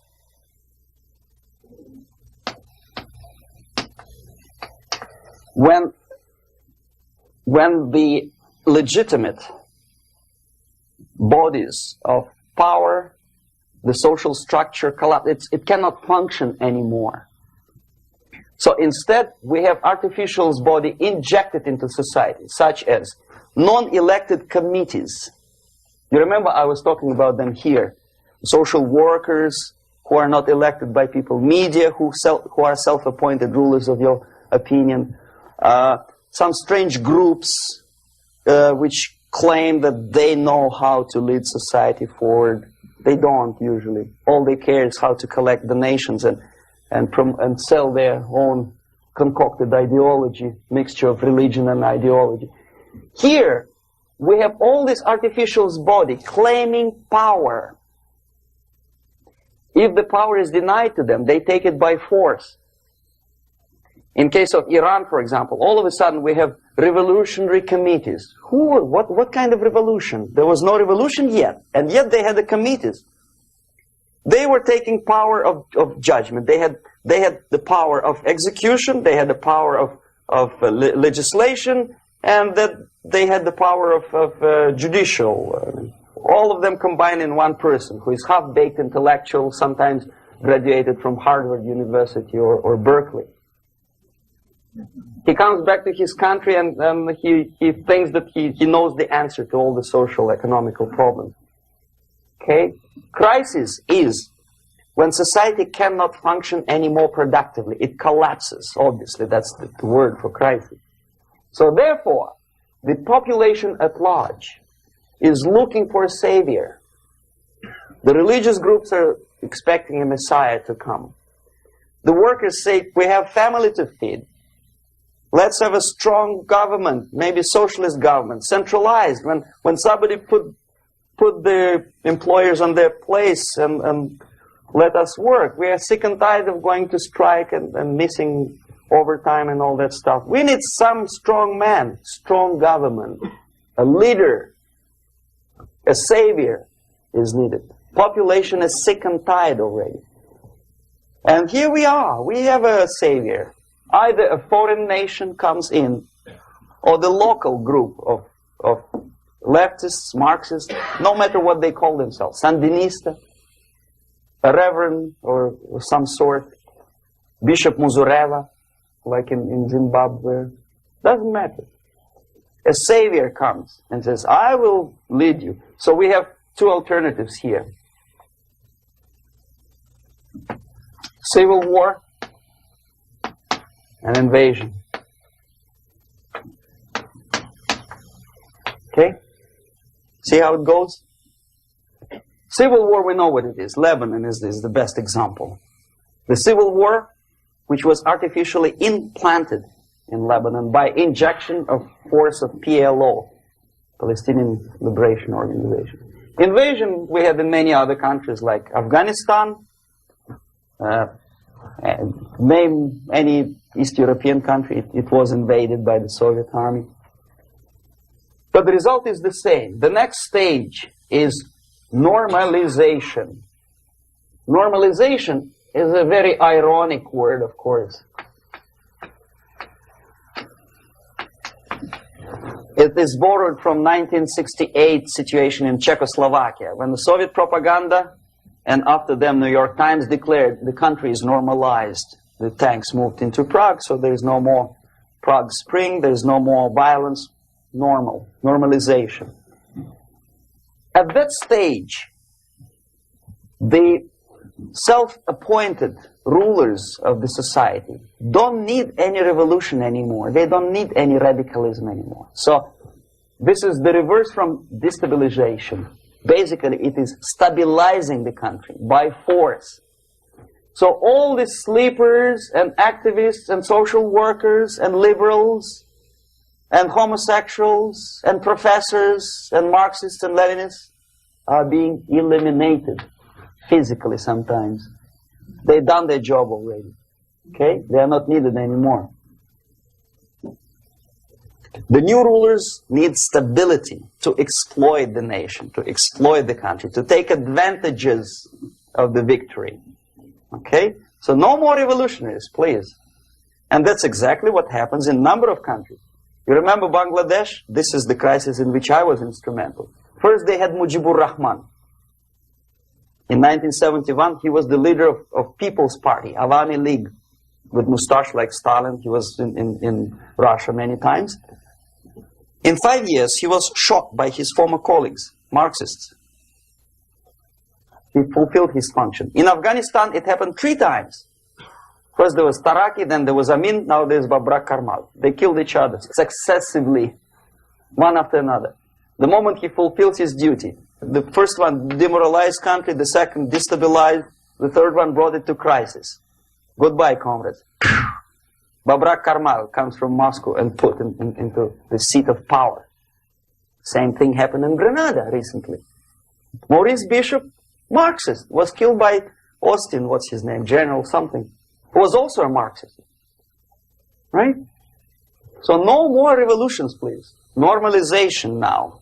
From now on, no more strikes, no more homosexuals, no more women lib, no more kid lib, no more lib, period. A good, solid, democratic, proletarian freedom. That's it. Now, to reverse this process takes enormous effort. When today, United States had to invade Grenada to reverse the process of subversion. Some people say, boy, this is not good, it's not kosher to invade the beautiful country, island of Grenada. Well, why didn't you stop the process here, when Grenada was just approached by leftists? Why not to prevent Maurice Bishop to come in power in the first place? Did Grenadians want him? Very questionable. They didn't know who was Maurice Bishop in the first place. He came to power by coup d'etat himself. Okay? No, we let the situation develop further and further and further until the crisis and normalization very soon. And then the United States decided to invade country, discovering that the country was absolutely a military base for the Soviet Union. Of course it's a drastic measure. Of course it's a pity that Marine Corps had to lose, what, 17 lives. Very bad. Why not to stop the process before it comes to crisis? Oh no, intellectuals will not let you. It's interference into domestic affairs. They are very careful not to let American administration to interfere in domestic affairs of Latin American countries. They don't mind Soviet Union interfering in these affairs. Okay. So to reverse this process from here, it takes only and always military force. No other force on earth can reverse this process at this point. At this point, it does not take military invasion of the United States Army. It takes strong action, like in Chile. A CIA covert involvement to prevent the savior from outside to come into power and to stabilize country before it erupts into civil war. Okay? Support the right-wing conservative forces. By money, by crooks or love, doesn't matter. Stabilize the country. Don't let the crisis develop into civil war or invasion. Oh no, your liberals will say it's against the law. The Congress will not appropriate money for covert actions of CIA. Why not? Should we wait till the normalization come and Soviet tanks land in Los Angeles airport? Now, at that point, at the point of destabilization, also the process could be reversed. Again, easily than this. No CIA involvement at this point. You know what it takes here? Restriction of some liberties for small groups which are self-declared enemies of the society. As simple as that. Oh no, the media and liberals will tell you this is against the American Constitution. How can we, by force, deny the civil rights to criminals, for example? It's not good. Okay? So we allow them to. Okay, if you allow the criminals to have civil rights, go on and bring the country to the crisis. This is a bloodless way to do. curb the rights. I mean, not to put them in prison. No, I'm not talking about putting all the gays from San Francisco in the concentration camp. Do not allow them to take political force. Do not elect them to the seats of power, whether it is municipality level, state level, or federal level. It has to be beaten in the heads of American voters that a person like that in the seats of power is an enemy. Do not be afraid of this word. It is an enemy. If he is not an enemy here, he will be here. Later on, he will be shot, of course. But at this point, he is an enemy. Okay?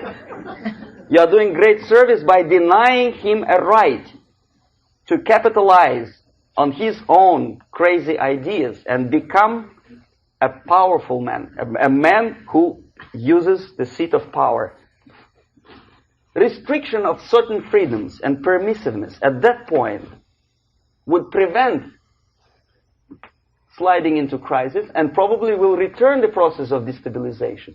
To curb unlimited power, monopolistic power of trade unions, here, at that point, would save economy from collapsing. To introduce a law to stop private companies of raping public opinion's mind in the direction of consumerism. No company must have a right to force you into buying more unless you want it. There must be a law. You want to advertise your car? Okay. But not a single mentioning of buying it now and saving money. It must be against the law to force people to consume more. Self-restraint. Previously, before this process started, the self-restraint was a business of church, religion. Because our preachers, the fathers of church, would tell us, material values are good, but it's not the prime function of human being. Because you have to live with something. Obviously, the design for our life is not to consume more deodorants. There must be something greater. If such a complicated instrument as human body was created, obviously there must be some higher purpose for that. And it's very easy to avoid destabilization by denying the greedy companies one little freedom, one little liberty, forcing you into turning yourself into processors of unwanted products and goods. They turn you into machines, like the worm who there's inlet and outlet. So, and how long an average appliance lasts these days? Less than a year. Why? Where's workmanship? Oh, we want you to buy more. Okay. Destabilization process could be easily overcome if, as I say, the society, by its own will or after persuasion by the leaders, will come to the idea of self-restraint. It's so hard, we want to consume more, but you have to. Unless you will come to this stage, when, as we say in Russia, if Sahara Desert ever becomes a communist state, there will be shortage of sand. So you have to curb your... You have to curb your expectations at this point before it's too late. But no, we don't want to do it. Demoralization process. Again, it's the easiest thing to reverse. First of all, by restricting import of propaganda. The easiest thing to do. Unlimited, unrestrained import of Soviet literature, Soviet journalists. Giving Soviet propaganda and ideological agitators equal time on American TV network. It has to be stopped. And it's easy. They won't be offended, mind you. As a matter of fact, they will respect America more. But when my former colleague Vladimir Posner appears on Nightline and Ted Koppel asks him, well, Vladimir, what do you think about this? And what can he think? He's an instrument of propaganda. He thinks what Comrade Andropov tells him to think. He's just a nice, articulate mouthpiece of the Soviet subversion system. And Ted Koppel makes you believe that my friend Vladimir Posner thinks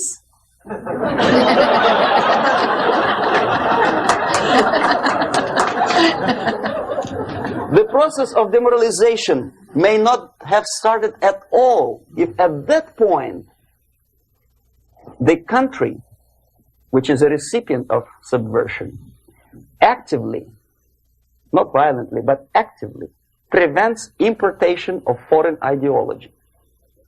I don't want America to follow the pattern of ancient Japan. You don't have to shoot every foreigner when it approaches the sacred borders of the United States. But when he offers you a junk in the disguise of very shiny something, you have to tell him, no, we have our own junk.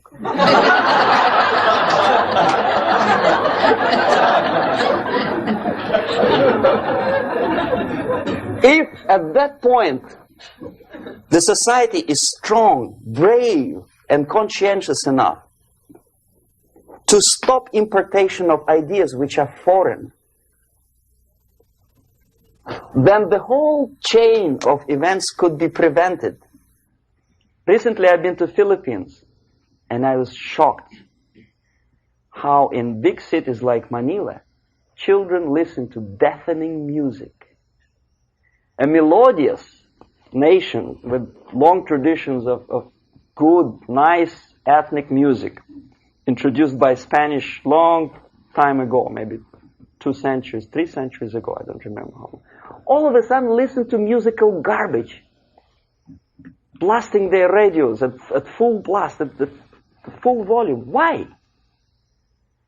In India, I spent many years watching the reactions of Indians walking out of movie theaters after seeing Hollywood production. They couldn't figure out why Americans are so wasteful. They smash their cars, their shiny cars, every 5 minutes. How come they shoot each other for $500,000? Is it true that they're so obsessed with sex?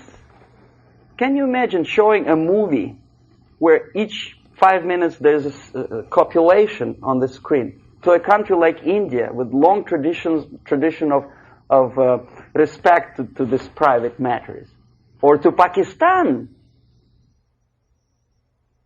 And United States expect these people to respect you? No way. Oh yes, they will see the movie, they'll pay 5 rupees to see that garbage, but they walk out and will tell their kids, don't respect Americans, don't be like Americans. See? So, the process of demoralization could be stopped right here, both as an expert and as an import. And that takes one step, one very important thing to do. You don't have to expel all the KGB agents from Washington, D.C. The most difficult and at the same time the simplest answer to the subversion is to start it here and even before, by bringing back the society to religion, something that you cannot touch and eat and put on yourself, but something that rules society and makes it move and preserve it.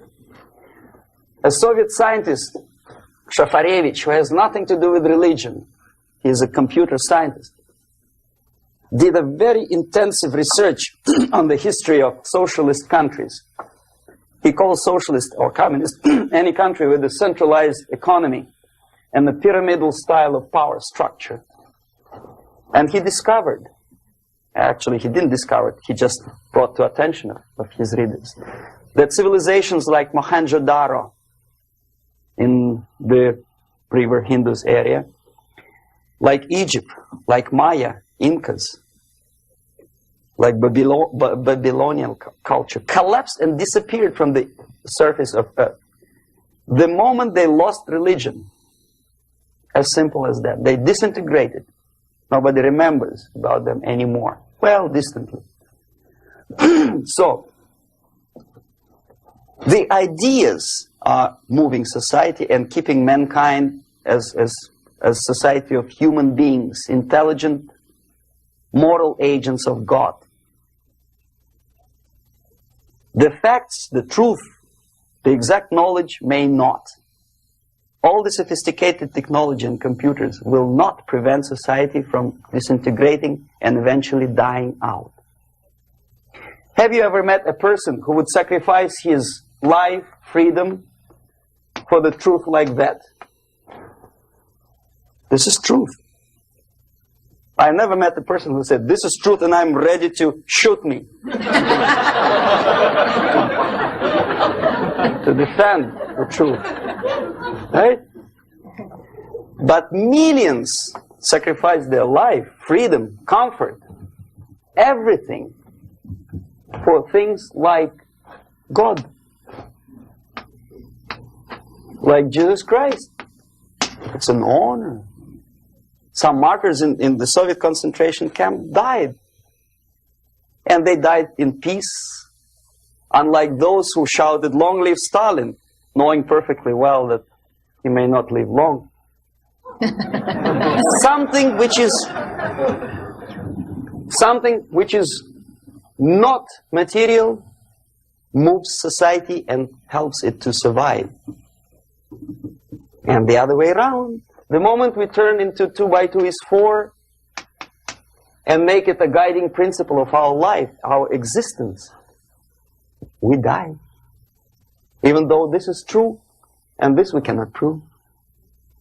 We only can feel and have faith in it. So the answer to ideological subversion, strangely enough, is very simple. You don't have to shoot people, you don't have to aim missiles and Pershings and cruise missiles at Andropov's headquarters. You simply have to have faith and prevent subversion. In other words, not to be a victim of subversion. Don't try to be a person who in judo is trying to smash your enemy and being caught by your hand. Don't strike like that. Strike with the power of spirit and moral superiority. If you don't have that power, it's high time to develop it. And that's the only answer. That's it. Thank you.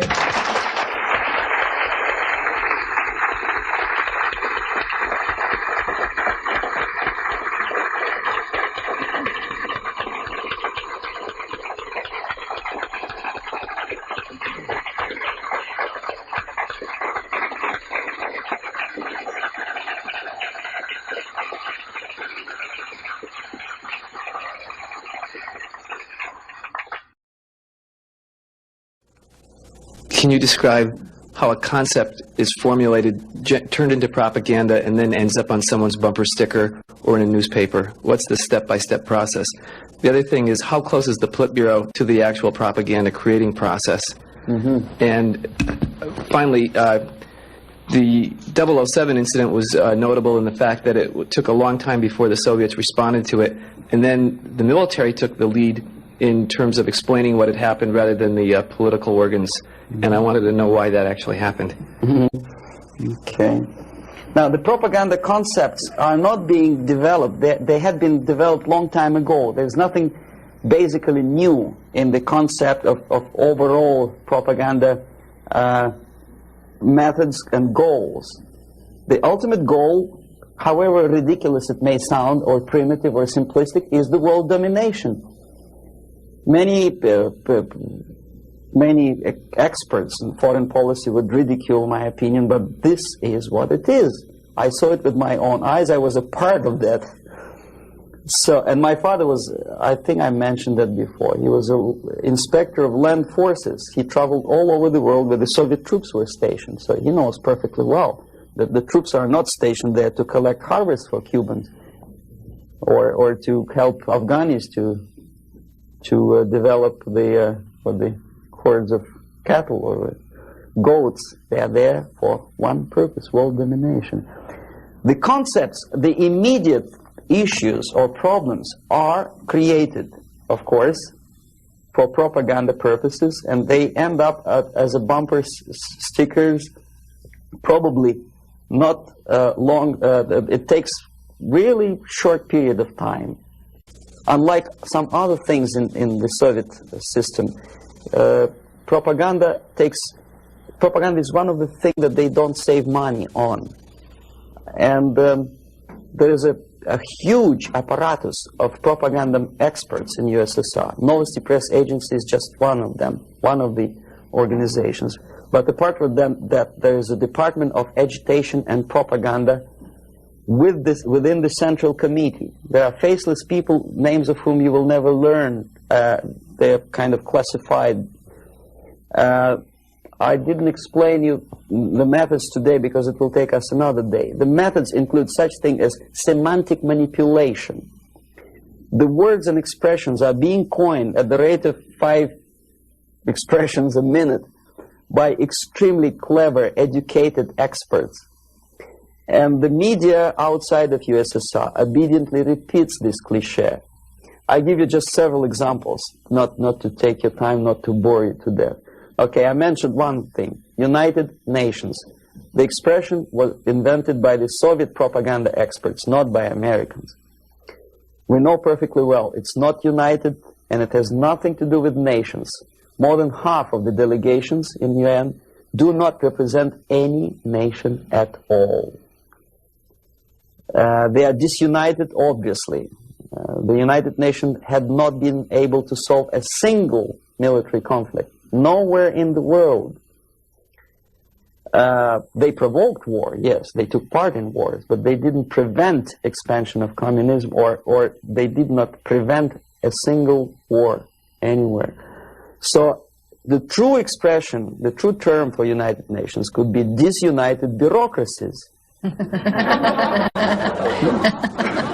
Okay, another cliché which was coined in Moscow by experts of propaganda. National Liberation Movement. It's not national because most of the leaders do not necessarily belong to the ethnic group which they lead, number one. Number two, they are unpatriotic and unnationalistic because they obey orders from a foreign country, USSR. Okay? They are trained in USSR, they are paid by the Soviet system, and they work in the interests of the Soviet system. Liberation. Whom they are liberating? Who is being liberated? And movement. Movement, we understand, is something which moves, unlike something which is static. National liberation does not move. It's a war. If you call war a movement, probably. But it has nothing to do with the concept of movement in American terminology. It means a legitimate, overt, organized, voluntary movement. Right? I presume your church or your organization is voluntary. Nobody keeps you here by force. Okay, National Liberation Movement is an army of bandits, professional bandits, which are kept within the framework of the movement by force. If they betray, it's like in mafia, they are going to be executed. Okay, another example of semantic manipulation is free medical aid, for example. You think it's an American democratic expression? No way. The term was coined by the communists long time ago, at the time of Comintern. There's nothing free in this world. Everybody knows it. Least of all medical aid. It's a very expensive thing to render medical assistance to other people. Somebody, sometime, somewhere has to pay for it. Who? Taxpayer. Obviously. There are many other things that are being coined by the Soviet propaganda apparatus. Unfortunately, see, if I call myself a genius writer, for example, Los Angeles Times would not call me that, right? They will call me a strange, crazy Russian who calls himself a genius. Then why the hell they call liberation movements what they call themselves? Just because they are men?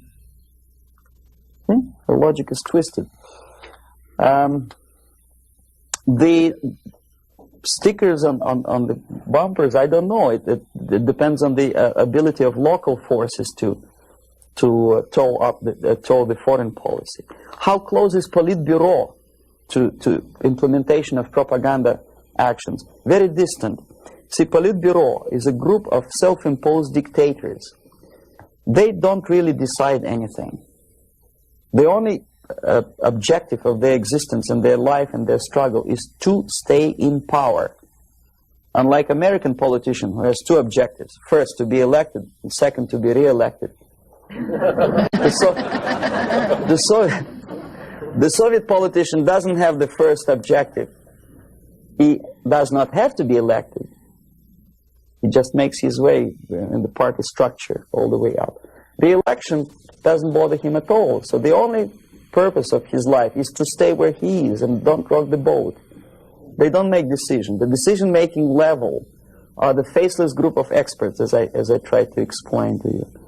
And the Politburo gives only the basic directions, what to be done, and the obedient servants of the highest caliber intellectuals are dutifully developing these things. Some independently thinking progressive academics in the United States think that come socialism they will be able to preserve their integrity and independence. It's wishful thinking. They will become obedient servants of the system that they are trying to force upon you. The Korean airliner incident, from my viewpoint, is not an incident at all. I believe it's a carefully planned and premeditated provocation. I'm not sure whether they did it. They killed 268 people just to get rid of Larry McDonald, but it's feasible. I wouldn't be surprised if they killed more than 60 million of their own men just to implement rotten ideas of Marx and Engels. You know, what would 268 people matter? Second, it is not a military blunder, and the order was not given by military. Never a single military officer of the highest caliber will take responsibility to shoot a civilian airliner. My father was an officer of general staff of the Soviet Army. I know perfectly well what I'm talking about. No officer would take responsibility. He'll be shot tomorrow. Are you kidding? The order was given by a civilian, by party apparatchik of the highest caliber, and I wouldn't be surprised it was Andropov. In any case, Andropov knew perfectly well what went on. The Soviet power structure resembles a triangle. Unlike a love triangle in real life drama, it's a hate triangle. The seats of power are party, Communist Party, elite, of course, not the rank and file party, but the top of the pyramid. The KGB and the military, they hate each other, and each of them hate the other two. The most powerful is the party. This is the real power. The army and the KGB supposedly are servants of the party and the tools, the instruments of their power. But in fact, sometimes they are the power themselves. Andropov belongs to the most hated triangle, the KGB. My father hated KGB because he was military. Both of them, KGB and military, hate the party. Why? Because unlike in the United States, the party is the most adventuristic people. They want to invade countries. They give the orders for all kinds of adventures outside of USSR borders. They know perfectly well that comes war, they will go to bunkers and eat caviar and enjoy life, whereby military will burn in flames of nuclear war. Marshal Grechko was against invasion into Czechoslovakia because he knew that he will have to demoralize his army. And the first two divisions, after facing the reality and seeing that Czechoslovakia is not being invaded by Americans, will get corrupted. So you have to replace them with other two divisions. And if you stay long enough, you will corrupt the whole Soviet army. He said, no, don't invade Czechoslovakia. But Comrade Brezhnev said, who the hell they are? They think they deserve more sausages and butter. So show them tanks. So he did, he obeyed. The KGB and the army sometimes are in cahoots against the party. The recent rumor that Andropov was shot by son of Brezhnev is an indication that the other two corners of the power structure were really sick and tired of the Andropov's KGB purges. You know, there were purges. Many people lost their jobs, and some were arrested, and some committed suicide in the span of some 10 months since Andropov was sentenced to power. So that gives you an idea of, well, the Korean airliner incident is premeditated provocation to create an international tension, because the only power on earth which is interested in provoking conflicts and preserving tension is the Soviet junta. That's the only justification of them being in power. If there is no enemy outside, they have to create him. If there is no war, they have to provoke it, to scare the hell out of taxpayers inside, and to keep themselves in power. There are so many theories. One of them is expressed by, I wouldn't say a friend of mine, but I know him. There's another defector, Nikolai Khokhlov, who defected long time before I even joined KGB. He was also a KGB in Western Europe. Now he teaches psychology in one of California universities. He thinks that the Soviet Union developed an ESP, would you believe it, system of influencing the perception and minds of people. And the generators of ESP willpower can be focused on individuals and groups of individuals so efficiently that you can literally focus that beam or whatever it is on a pilot or two pilots or three pilots and convince them that actually they are flying on the safe territory, so there is no need, you can convince them that there is no need to contact the ground-based station, and you can artificially draw the plane by brainwave into the Soviet airspace. Whether it is true or not, I don't know. But I know one thing, that when I was a student and I graduated from Oriental Studies Institute, one of my friends, he was an extremely intelligent Jewish boy. He graduated from the mathematical department of Moscow State University. After 3 years, I returned from India for vacation, and I met him in the during the reception at the Academy of Science, and I said, "What are you doing here?" He said, "I'm working in a secret research bureau." You know, the secret, which means basically defense industry, they don't have addresses, they have post box numbers. And I say, is it that much secret that you cannot tell me what you research? He said, "You wouldn't believe me, brain waves." And I never saw him again. ESP, which officially in the Soviet media is described as a pseudoscience and decadent capitalist gimmick to sidetrack the minds of proletariat from the real issues of class struggle. But obviously KGB takes seriously that pseudoscience.